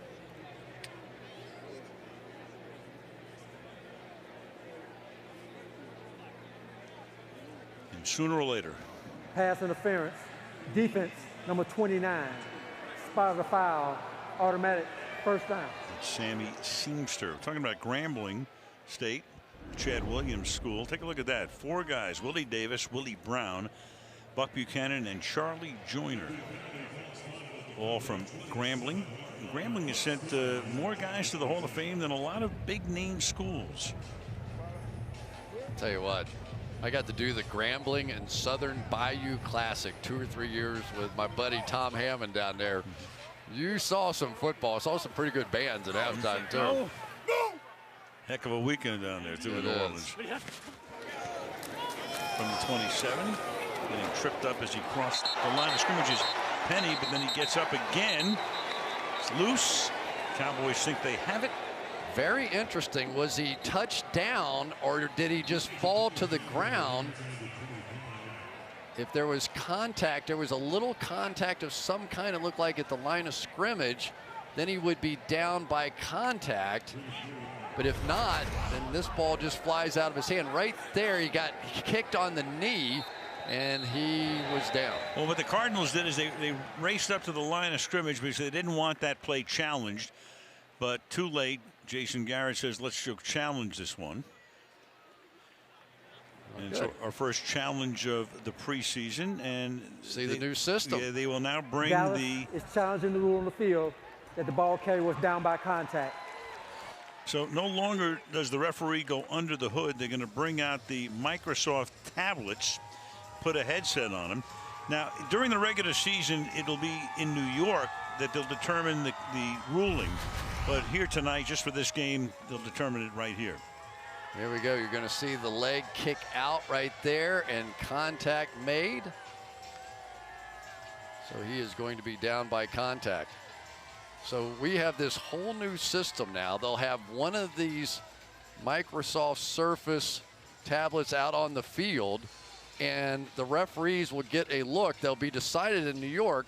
But one of the interesting things that we've sort of learned over the weekend is that a lot of times the guys would go under the hood and they'd have their reading glasses on underneath there. And so they said if you wore them under the hood, wear them out there. So guys are going to pull their reading glasses out and they're going to take a look. We want them to get it right. And there's the replay booth. After reviewing the play, the ruling on the field is confirmed. The runner was down by contact. Dallas is charged its first timeout. More guys up there than the Supreme Court. Jason just wanted to try it.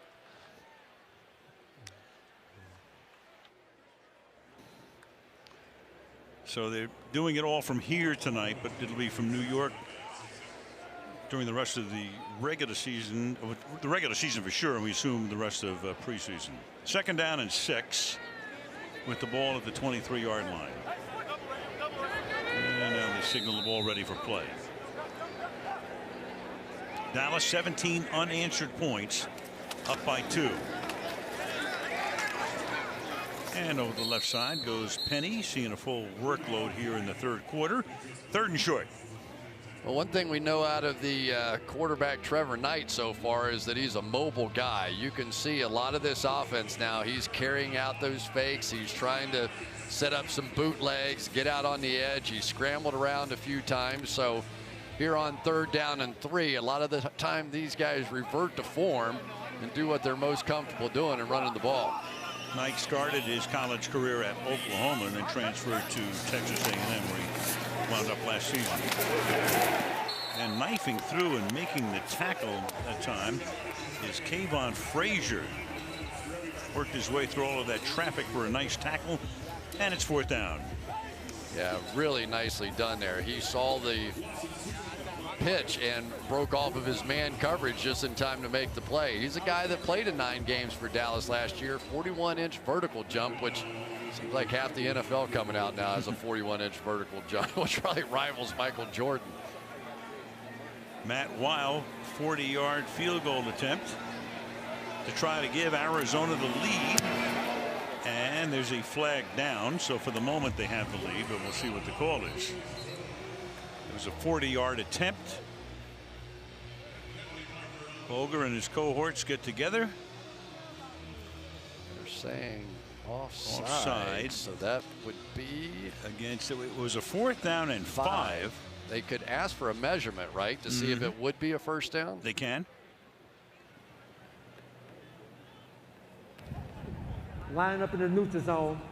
Defense, number 29. That penalty is declined.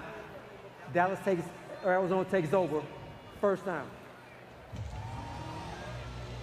Well, Arizona just kicked the field goal, so if the penalty is declined, they'll put the 3 points up on the board. Correction, the field goal is good. Thank you.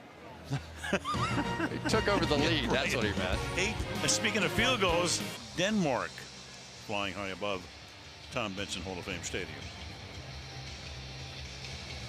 Jan Stenerud, now Morten Andersen bring in the international flavor to the NFL. And that will be down in the end zone with the Cowboys taking over at the 25. And let's go to Michelle. We've got Morten Andersen along with his 13-year-old son Aiden, and Morten, as we talked about, just the 2nd pure place kicker to be inducted into the Hall of Fame here. Jan Stenerud the other. What does it mean to you? Well, it was about time.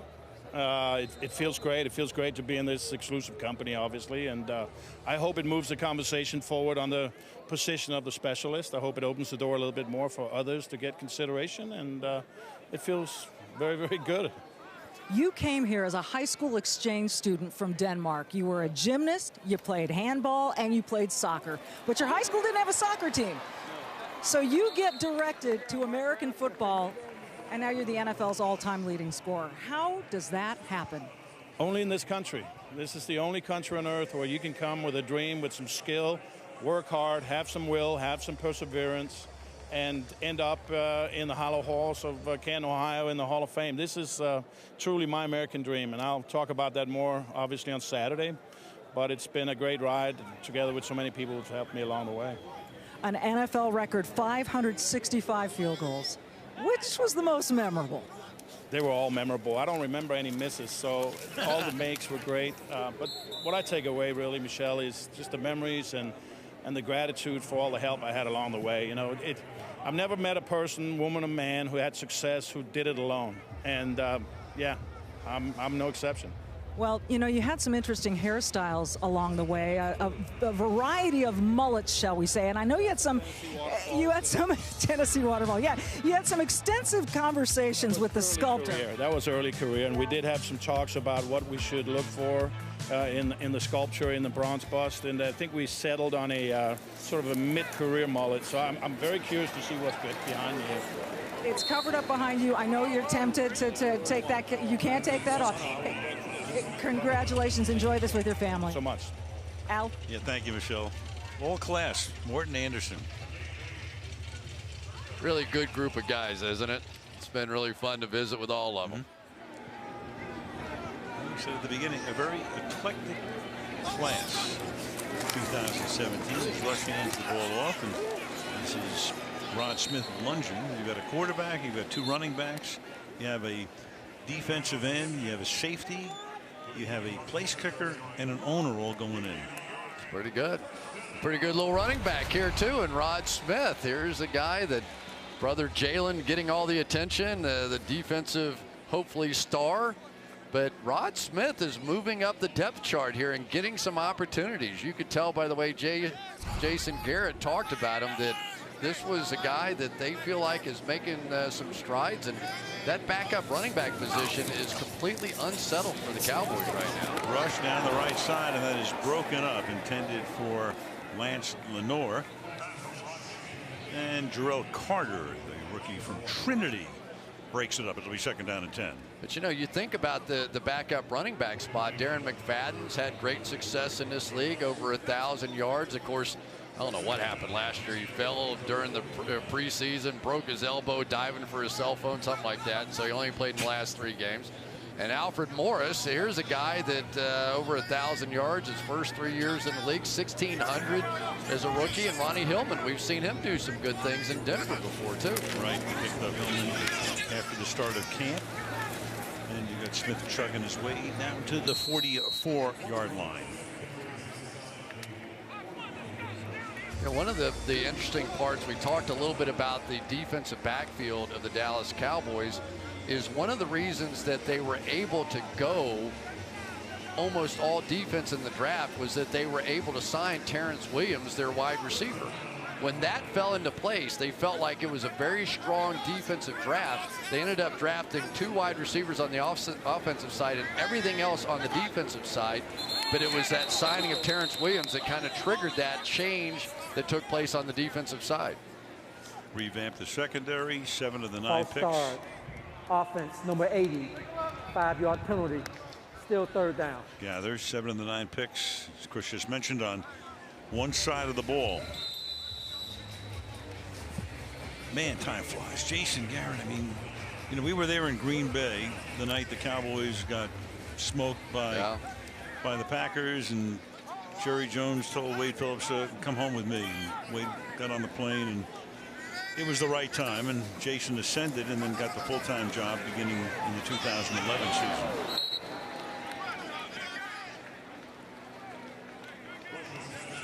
Yeah, it really takes some stability. I honestly believe that. You know, you look around, and the Pittsburgh Steelers have just had great runs of success, but they hire a coach, they live through, if they have bad years, they draft to the same system, and they continually get better. New England, another team you certainly would say that about. And now the Dallas Cowboys, you take out the year that Tony Romo got hurt, and they've been on a nice little run here.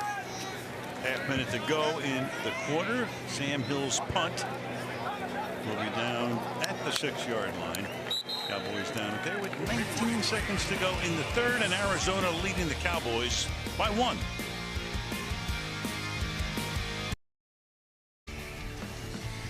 I mentioned Wade Phillips' name before. Yeah. He always, you know, he's made us laugh for years. How about that quote he had about the coach Sean McVay, the youngest coach in the league at age 31 or 2 right now? We're the only team with a coaching staff that has the head coach on daycare and one of the assistants on Medicare. Perfect. Well, he comes by it naturally from Father Bum, doesn't he? Those 2 guys. Wade's one of the great coaches, first of all. Let's just, period. Let's just say he's one of the great defensive minds. But I loved the game of football, and the game of football loved me back. I love going to the meetings. I love going on the road trips. I love staying late for film study. And the ultimate for a football player is the Pro Football Hall of Fame. You can't get any higher than this. Kenny Easley, speak with him in a moment. Al Michaels, Chris Collinsworth, Michelle Tafoya. Hall of Fame game moves into the 4th quarter. Cardinals have the ball. They lead 18-17. Trevor Knight, quarterback, throws about a 4-yard gain. It'll be 2nd down and 6. And let's go to Michelle. Well, Kenny Easley was a 5-time Pro Bowler, Defensive Player of the Year. Your career cut short by injury, so it's taken 30 years for you to get here. After all that time, what does this mean to you, Kenny? It's a great honor. I mean, when you consider that there's only 310 Pro Football Hall of Famers, and you're number 306, it's hard to get your arms around, you know, and so the wait has been well worth it, and I'm just blessed to be here amongst these men. Back in 2002, you wrote an induction speech just in case you got the call. How much of that are we going to hear on Saturday? the first half of it is still the same. It's only the second half that I changed. But the first half of the speech is spot on, as I thought it would be if I was elected to the Hall of Fame. Well, that made your week a little bit easier. You know, you have a couple of big fans and fellow safeties. Hall of Famer Ronnie Lott from your era. Seattle Seahawk Cam Chancellor, a current player. He adopted your nickname, the Enforcer, in your honor. What does that mean to you to have those two guys who stretch across generations that adore you? Adore might be strong. You know, we're good friends, and you know, Ronnie is just a terrific human being. And I mean, he didn't have to do and say the things about me that he did. And so I just admire him as a human being. Cam, I'm sort of getting to know a little bit. He's a good guy. He's another brother in faith, and a very good football player. And perhaps someday soon, in the near future, we'll see him in Canton. Enjoy it. Congratulations. Thank you very much. Al? Kenny Easley. Meanwhile, the play was alive with Rush going back. They originally said it was alive, and now they're going to go an incomplete pass. Arm coming forward. Ball hits the ground, and they will retain possession, and we will retain possession of one Hall of Famer by the name of Tony Dungy, who joins us now in the booth. 2nd down and 10 right here. Another flag. Good to see you, my man. It's great to be with you guys. What's that story about Easley that you were going to tell us? Well, he talked about how he loved the game. This was a tough guy, Al. I'm coaching him in the 1984 Pro Bowl. We have 3 safeties. He gets hurt. They take his shoulder pads off. The doctor examines him and says, your shoulder's separated. He puts his pads back on. I said, what are you doing? He said, I'm going back in the game. I can't let these, it's hot out here. I can't let these other 2 guys play the whole game. He went back in the Pro Bowl with a separated shoulder. The first in the history of the Pro Bowl that ever He did was that. a tough guy. I guarantee you. Oh my goodness. I played against Kenny Easley. You don't have to sell me on how tough a guy he is. He was a stud, and he was fast, he was a big hitter, and he was a presence in the middle of that field. You did not have to. Every wide receiver on the field knew exactly where Kenny Easley was.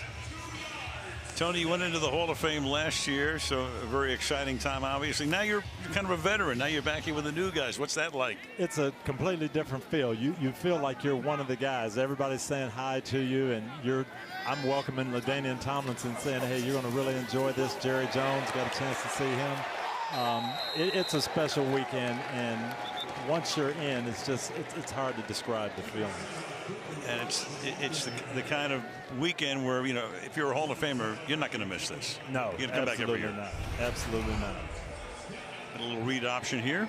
Yeah, Cooper Rush showing us how to do that, and certainly, Tony, you know how that breaks down a defense. That backside defensive end wants to come crashing down there and stop the run, and just an occasional quarterback run like that will break your spirit. Slow a lot of the pursuit down. Sure does. Ball at the 25-yard line early in the 4th quarter. Arizona led 15-0 at one point, now up by 1. Ronnie Hillman. A flag is thrown. You know, Tony, the fans are always asking those of us, you know, inside the business, who do you like? And everybody, of course, likes New England this year. How can you not? Holding, offense, number 65, 10-yard penalty, replay, 1st down. Nate Thieker. And then people say, what's going to be the surprise team? What team do you think, you know, will ascend this year? Who might surprise us? Let me give you a couple. One in the AFC and one in the NFC, because they've got good ascending quarterbacks. Tennessee Titans with Marcus Mariota, and the Tampa Bay Buccaneers with Jameis Winston. You've got it. I agree with you. Those young guys are taking leadership roles, and their teams are going to come on. And they're better around them, you know, and they just really are. So now you start to say, are we seeing that next generation of quarterback now start to take hold?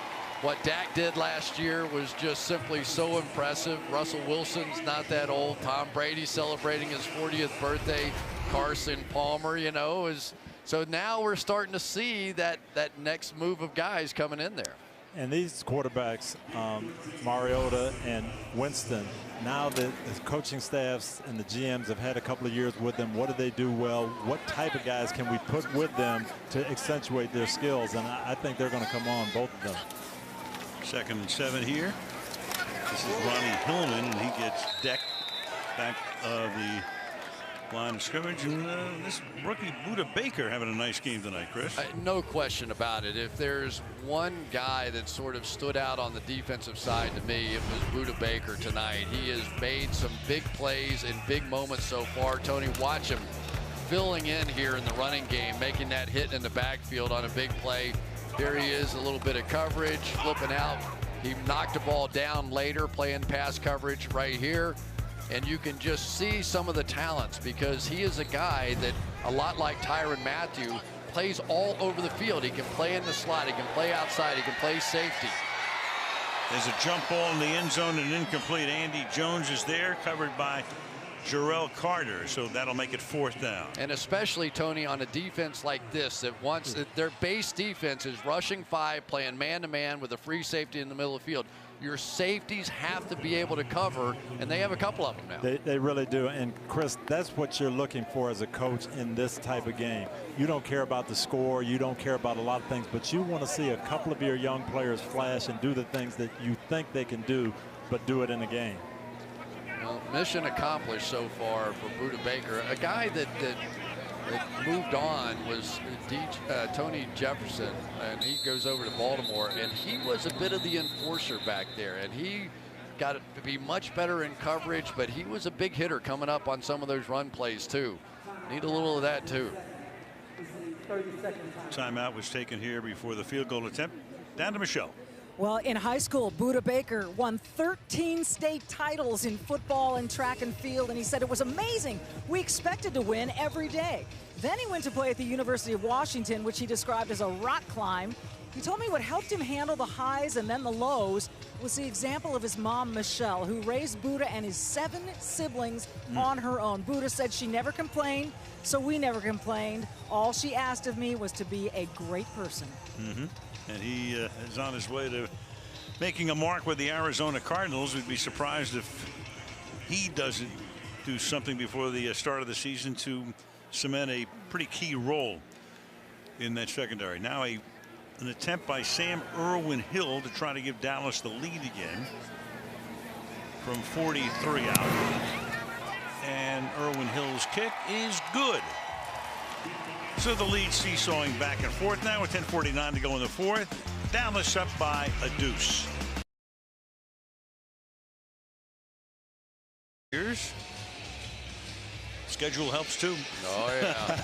NFL helps, all that stuff. We probably get a gold T-shirt. We don't get a jacket. We get like a gold T-shirt, right there, a hat or something. We get a tank top. That'd be good.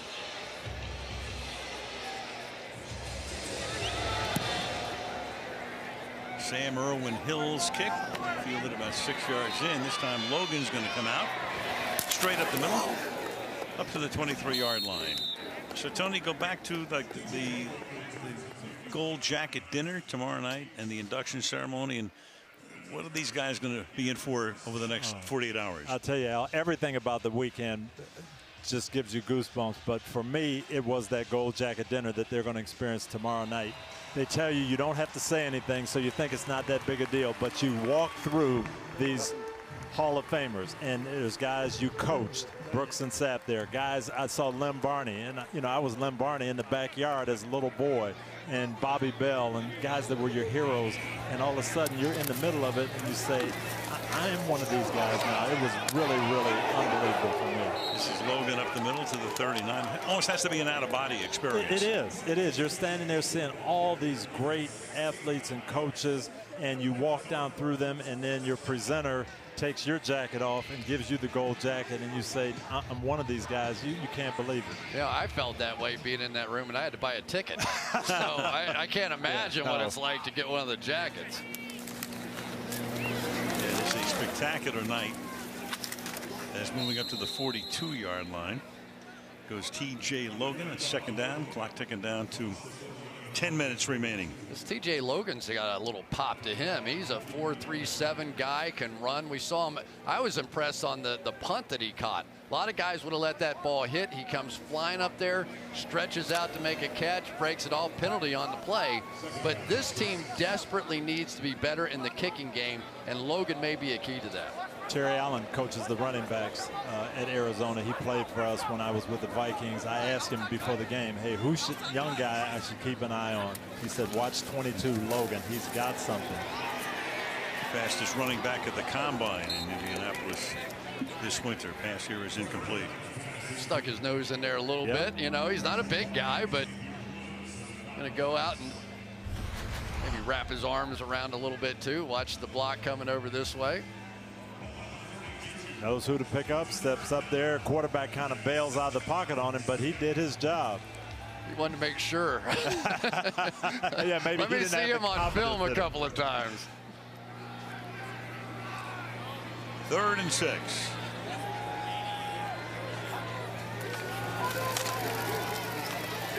Knight under pressure, and he's going to get it away. He's outside of the pocket. There's a face mask call that's going to come up as well.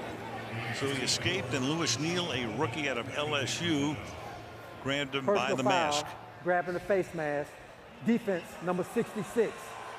15-yard penalty, automatic first down.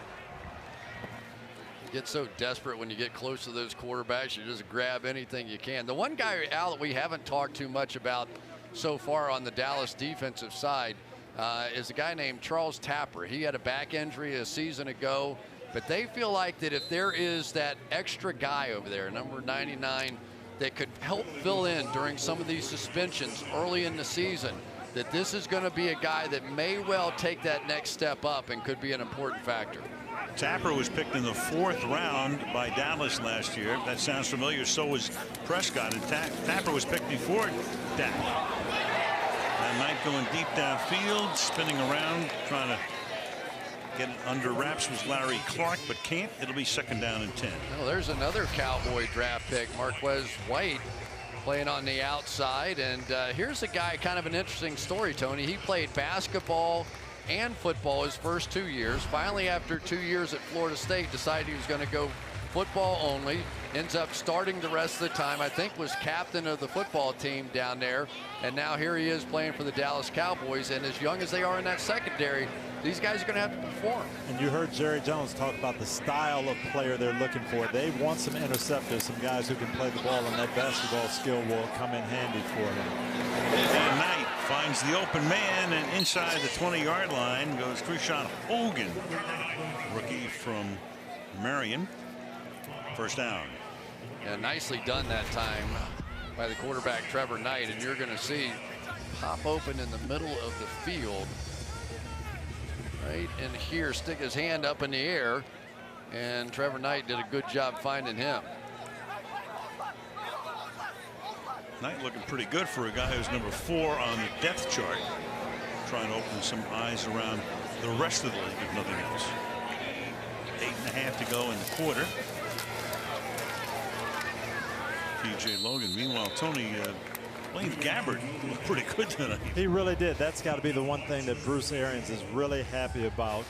You want to see that backup quarterback come in there. He played with poise. He hit the open man. And the one bad throw that was almost intercepted. But other than that, I thought he threw the ball very, very well. I was surprised how live his arm was. Maybe I just had not seen him play enough, but he had some zip on the ball tonight. Well, he got to stand in there, wasn't rushed much, and he looked like he knew where he was going with the ball, very decisive. Can you imagine all the different, I mean, every year a different head coach and coordinator trying to, as a quarterback? That is so hard to do, and you look at the quarterbacks who have played well, you know, Peyton Manning, Tom Brady, they're in the same system. They do it over and over. They grow with it. That's what you need. How about that guy? How long has he been in that system? Yes, and he is selling that system to these players. Very, very special man. Coached for me for 6 years, and he's just fantastic. I tell you, maybe the coaching job of the year last year, what he did with that defense. I didn't think they were going to be any good at all. I really didn't. Number 5 scoring defense, number 1 rushing defense. Unbelievable. Well, the one thing about Rod Marinelli, he does not believe in excuses. We've got to go out there and get the job done no matter who's playing, who gets hurt, who gets suspended, who gets hurt. It doesn't matter. And I think he's sold that philosophy to these players. Now, does he? Did he get the whole loaf thing from you? That's, I mean, what he considers a loaf looks like a 100-meter dash at the Olympics to most people. He explained that to our defensive line when we first got to Tampa. If I ever see you change speeds on the field, it's a loaf, because either you sped up because you weren't running hard or you slowed down. So you got to run 100 miles an hour every second. Watt could have given him the lead, but he misses, just like last year, 20-18. Who can go home tonight and begin to write their Hall of Fame speeches. No, they really can. Two great players, and you guys talked about it earlier in the broadcast. Great leaders, too, on their team. They set the tone for everybody on the team. I'd like to be Larry Fitzgerald's travel agent. Amazing. He does a lot of stuff in the offseason. Take a guess how many countries this guy's been to. I can't even imagine. I see him on social media everywhere. Hit him with it, Al. 97. Really? Wow. I saw his dad is here tonight. Yeah. I said, how many have you been to? He said 3, including the United States. I said, what? So Larry only needs 3 more. He's missing all of the Scandinavian countries. He can do that in 2 days. He'll get there. Oh, yeah. Maybe Anderson will take him. Tillman gains 2. Let's go to Michelle. All right, well, I'm with the well-traveled Larry Fitzgerald. You know, it's always special to be in Canton, but it's a little bit more significant for you because of Kurt Warner. It is. What was the best thing about playing with Kurt? Well, I learned so much just as a man. He taught me how to work, and, you know, there's so many stories. There's one that always stuck out with me. We were playing late in the season one year, and I remember he tore his knee, and he ended up missing the rest of the season. He had his twin daughters, and Brenda was dealing with a blood clot. You know, any one of those 3 situations would have sent most people in a tailspin, but Kurt never changed. He was always the same person every day, even though things outside the ball were going haywire. And, you know, that showed me a lot about who he was as a man. Well, I think you learned that from him. You know, last year at 33 years old, you had the most receptions in the league. What is your secret to this fountain of youth you seem to have found? My boy Antonio, he took games week 17 off and allowed me to go ahead and do it. You know, so shout out to my guy Antonio for allowing me to do it. So, you know, that wasn't my doing. It's your 14th season, Carson's 15th, and we always hear about that kind of shrinking window of opportunity. What are your expectations for this season? They're the same always. You know, we want to be able to win the NFC West, win our conference, and get a chance to play in the Super Bowl. That's the same goals. They're never going to change, and you know, that's what we're working towards. Thanks for the time, Larry. We'll be watching. It's always a pleasure. Thanks, Michelle. Al? All right, thanks, Michelle. You know, guys, I can't look at Larry Fitzgerald and not think about 2008, that postseason. Oh. That's as good a postseason as any player's ever had. 4 games. Tony, I don't know how you feel about this, but he was going to go to the Hall of Fame anyway. But he reminds me of some ways of Hines Ward and Bruce Arians' offense. And Hines was then asked to block, almost like a fullback at times, right at the point, taking on big guys. They come here, Fitzgerald's asked the same. He didn't want to do it at first. He's embraced that role and has been just unbelievable asset for this offense. Pick up on that on the other side of the break here. 5.5 to go in Canton. Did a good job with this stadium, I'll tell you that. They used to have just benches and bleachers and all of that. Now you've got the individual pews. Fantastic job. And 1 outpost. The Wild West out there where Nance and Romo were doing the game tonight. I think the boys have packed it in. And going deep downfield and getting open and maybe losing it in the lights or losing it, period, is Chris Hubert. So look back, couldn't find it, incomplete. 2nd down. Couldn't find it because it landed out of bounds. Pass rush just forced him to throw it a little quicker than he wanted to.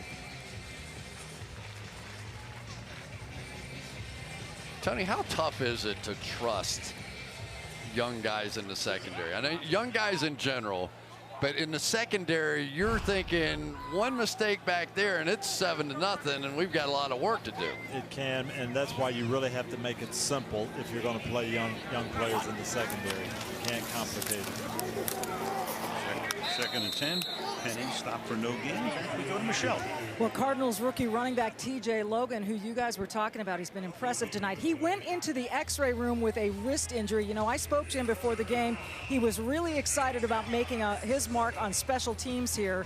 But at the moment, getting his wrist checked out, guys. All right, thank you, Michelle. Cardinals will fly back to camp after the game. You know, the Cowboys are going to stay here. They're up in Cleveland, work out tomorrow, and they'll all be here for the Jerry Jones induction on Saturday night, and then go back to Oxnard. 3rd and 10, and airing it out downfield and a little too far. It's incomplete, intended for Larry Clark. It'll be 4th down. Tony, I'm curious. Just weigh in on one thing for me. Everybody talking about Colin Kaepernick right now. I know you were on Mike Florio's show today talking about that. What do you see happening here in the next couple of weeks, if anything? I don't know that a lot's going to happen. What may happen is somebody has a need at quarterback. When they feel Colin Kaepernick can help them, that's when he's going to get signed. Wow. Oh, my God. The ball is loose, and then it's picked up. Somebody's going to get signed, and somebody's going to get cut. Chad Williams will go in for the score. Now, they're saying that the ball was hit off of one of the Arizona Cardinals, so it gave him a free shot at that ball. And if that's right, he is right. Right. Lance Lenore, a heads-up play if that's what happened. Jason Garrett. A little conference here. Illegal touching at the 25-yard line. It'll be Dallas's ball, 1st down and 10 at the 25. Yep. He saw it. It's a good play. It's a free play. Once it hit the Arizona defender, that's it. It's a free play. You can't lose a fumble. He knew the rules. And so the Cowboys maintain the lead, keep the ball, 4.5 to go, and start from the 25. Anyway, Tony, we're talking about Kaepernick. Yeah, and a lot has been made of it. Everybody has an opinion, but it does come back to, okay, there's some things going on. There's some distractions. Is Colin Kaepernick going to help us win games? That's what it comes down to. And right now, people are saying, I don't think so. And that's where it is. And how will that change? I'm not sure, other than someone getting an injury where they now need a quarterback. Of course, the speculation every time a quarterback gets hurt, and that happened today in practice in Miami with Ryan Tannehill, everybody says, well, what are they going to sign Kaepernick now? Is this the spot? Colin Kaepernick was a good player, and in the right system, he can make plays in the NFL. He's proven that. He had good numbers last year. It's like 14 touchdowns and 4 interceptions, something like that. I mean, it was no slouch of a season. And he took over for Blaine Gabbert, was the starter for the first 5 games, and then Kaepernick got the job back. You hear a lot in his physical, his weight, and how committed is he, all those things. I think that all goes out the window when you evaluate. And can this guy help us? And is he going to be simply a backup quarterback and a clipboard holder? Then maybe I don't want the distraction. But when someone says, hey, this guy can help us, he'll be signed. It was interesting with Baltimore basically having to make that decision with Joe Flacco being injured, and would that be the team? And basically Steve Bisciotti threw it open to the fans. He wanted to hear what everybody was going to say but about it. My question would be why? I think that was the question that came from Ozzie and some of the people from inside, John Harbaugh. And it's the NFL. You know as well as I do, if a quarterback can help you win one game, I don't care. He came from planet Mars. I don't care. Just get him in here. Let's do it. So I don't know enough about the situation. It's hard unless you've actually interviewed him. Have you talked to him to know, is he all in on football? Is he in the kind of shape he has to be? Because those are the rumors that get floated out there. I haven't talked to him, but in talking to the San Francisco people and Chip Kelly, Chip never felt that was a problem. The commitment and doing his job, and as you said, he had a good year for them for what he was asked to do. So I don't think that's an issue. Be 2nd down and 14 here, and a timeout is taken on defense by Arizona. Always a little dangerous when you go to the fans for advice. Jimmy Haslam went to Skid Row once, and they told him to grab Johnny Manziel, as I recall. Oh. Yep. Well, there's a guy I get excited about a little bit. Anytime you get a chance to see a young man sort of come back from injury, and Jalen Smith was such a dynamic player at Notre Dame. God, he's a great young man, and they talk about how wonderful his attitude was in the last game of his college career in the bowl game, and what looked like kind of a nothing kind of play, gets hurt for the first time. He was telling us the first time he's ever been injured, sits out the entire year. Thank God now that he is feeling better, and that foot is now starting to, he can lift it now. That was the issue. He couldn't lift his foot, and now he can, and I think he's very confident he's going to be a player for them this year. Well, his brother is tearing it up, Chris. Yeah, Rod's getting he's getting a lot of action, isn't he? And you know, he might be one of those guys that surprises some people, that, you know, they feel like he can come in and block a little bit, do some protection stuff, so it'll be interesting. Carried 15 times tonight, 46 yards, and he's caught 3 for 25, including a 12-yard gain here to set up a 3rd down and 2. And this will take us down to almost the 2-minute warning, but timeout, Arizona. Timeout taken by Arizona. Here was Smith working out Jalen before the game tonight. Tell me what you see, Tony. I see a little bounce, and I see a guy that doesn't look like he's worried about his leg. So that got Sean Lee right there. He wasn't ready for Sean Lee, that's for sure. But he looks like he's not thinking about it, and I know that's got to be a good feeling for the Cowboys. Yeah, he said that they just had to let it heal. That whatever the nerve, he said, heals at 1 millimeter per day, right, Al? Wasn't that what he said? Like 1 millimeter a day. And they were confident it was going to happen. And it was actually the Dallas Cowboys team doctor that did the surgery on him. And so the Cowboys had some insights as to his recovery period. Well, we wish him the best. They're going to spot him throughout preseason. Hope to have him ready by opening night. All-out blitz here, and they're going to be stopped short of a 1st down. Connor Hamlet, one of the Dallas tight ends, is forced out of bounds there. It'll be 4th down when we come back at the 2-minute warning in Canton, with the Cowboys leading 20-18. Football-themed amusement and water park, brand new hotel, and a player care center, all in place for the NFL centennial season in 2020. What a job they've done. We've been coming here for over 30 years with George Hill and Malibu Kelly Hayes, and it was a whole different scene. High school stadium. Of course, they had the disaster last year when the field was unplayable, and they had to cancel the game, but they cleaned everything up. New field turf here. Done a heck of a job. What do you think about this, Tony? Is this just a hard count, or are they really going to go for this? No, I think he's going to see what his offensive line can do here. 4th and 1, indeed he does, and they flip it back to Smith, and he's going to pick up the 1st down. A stiff arm, a hurdle, and a flag at the end of the play at the 33-yard line. Impressive night for that man's brother. But illegal block in the back. Offense, number 18. 10-yard penalty. After enforcing the 10-yard penalty, the result of the play would still be a 1st down. Right, because the penalty's enforced from the spot, so he already had picked up the 1st down. Back it comes, but they can run the clock out now. There's going to be the block in the back, but because it took place there, they're still going to end up with the 1st down out of it. And they'll spot the ball at the 47-yard line. Arizona can stop the clock only once. And so the Dallas Cowboys appear to be on their way to a victory in a game in which they trailed 15-0 early on.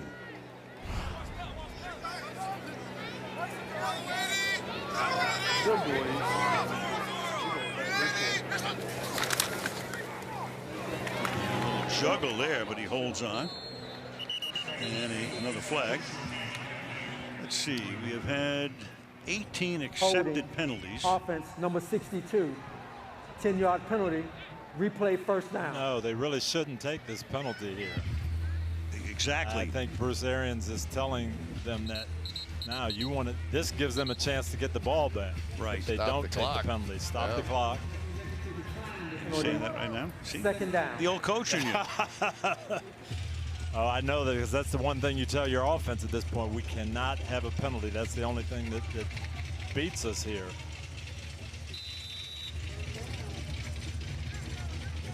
So with 1:47, the ball is now spotted at the 46-yard line. Cards have one timeout. It's now 2nd down and 10. Now what? 12 men on the play. Defense. 5-yard penalty. Still 2nd down. All right, that makes it 2nd down and 5. Arians the other day at a scrimmage, a guy makes a diving catch down the sideline, young player, 2-minute drill, tick, tick, tick, all that stuff going on. Doesn't have the presence to roll out of bounds, right? In college, you're down, and how happy do you think Bruce was? Did he go ballistic? This kid will never forget that he got to roll out of bounds.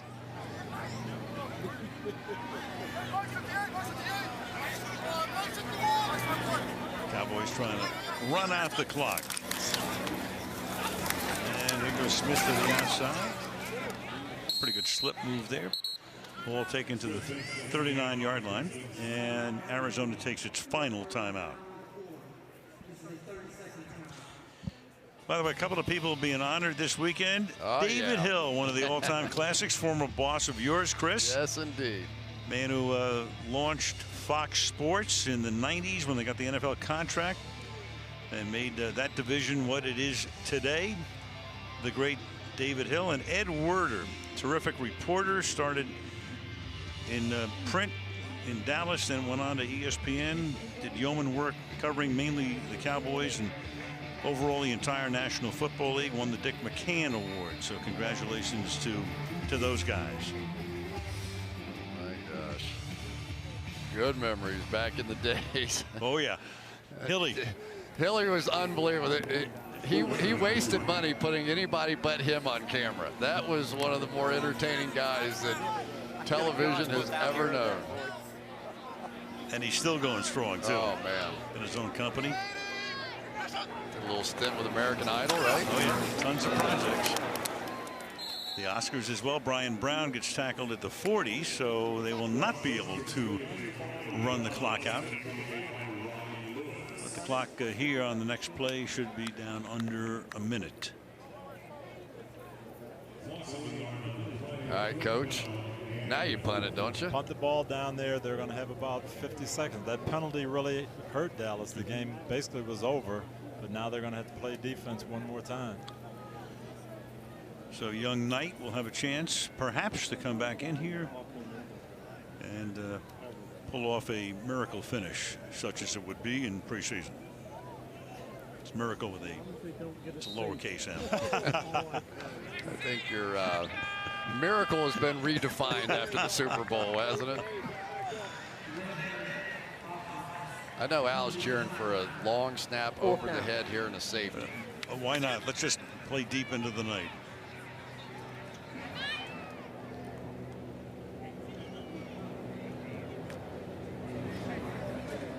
Jeremy Ross is back to accept the kick if it doesn't go into the end zone or out of bounds. Sam Irwin-Hill has done a ton of kicking tonight.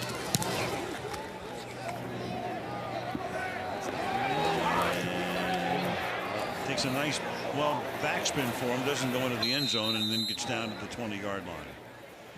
So field goal would win it, so they don't have to go the entire distance, maybe about 60 or so yards, and would set up an interesting ending.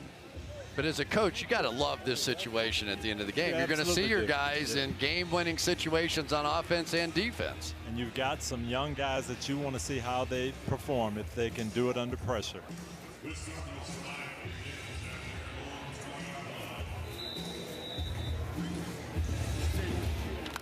Well, if the game really counted, then Phil Dawson, the 42-year-old, has been in the league for 2 decades and was acquired in the offseason from San Francisco to shore up that kicking group. He would be the guy with the on the line. Meanwhile, slipping out of the pocket and giving himself up at the 26-yard line, but the clock keeps on ticking. It'll be second down and 4, and he'll spike it here to stop the clock. It'll be third down and 4 with 28 seconds. Tony, you had no idea we were going to work this hard tonight, did you? No, I didn't know we'd be a 2-minute drill here at the end. Right. Well, thank you for staying all the way. Oh, it's been great. I know you probably wanted to get back there to the hotel and reminisce a little bit more with some of the guys. Oh, actually, I got my 2 boys here, and they want to get to the Dallas locker room and meet Ezekiel Elliott. How cool is that? We were staying till the end of the game no matter what. Beautiful. Your boys and everybody else. Back up, corner, back up. Fires over the middle. That's caught. Ouch. But up at the 36-yard line, and precious seconds will go a-wasting. Down to 17, 16, ticking down. That's it. You almost have to go. It's tight if you could get a completion and get up and get it stopped at this point. I don't.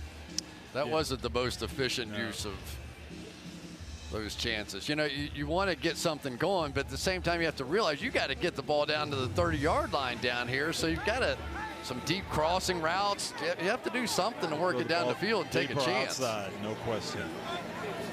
Got to get out of bounds if nothing else. On a deep ball, so Knight will sling it underneath the 45, and that should take us all the way to the finish line. Dosi, maybe one more spike, maybe not. And that will end the game, at least unofficially. We'll wait for Boger's call. This is the end of the game. Thank you very much, Jerome. Was there any doubt? Yeah, it makes it official. And the Dallas Cowboys come from behind, win it by a score of 20-18. Tony, we thank you again. We'll see you in Foxborough. Coming up next, except on the West Coast, local news. Later tonight, The Tonight Show with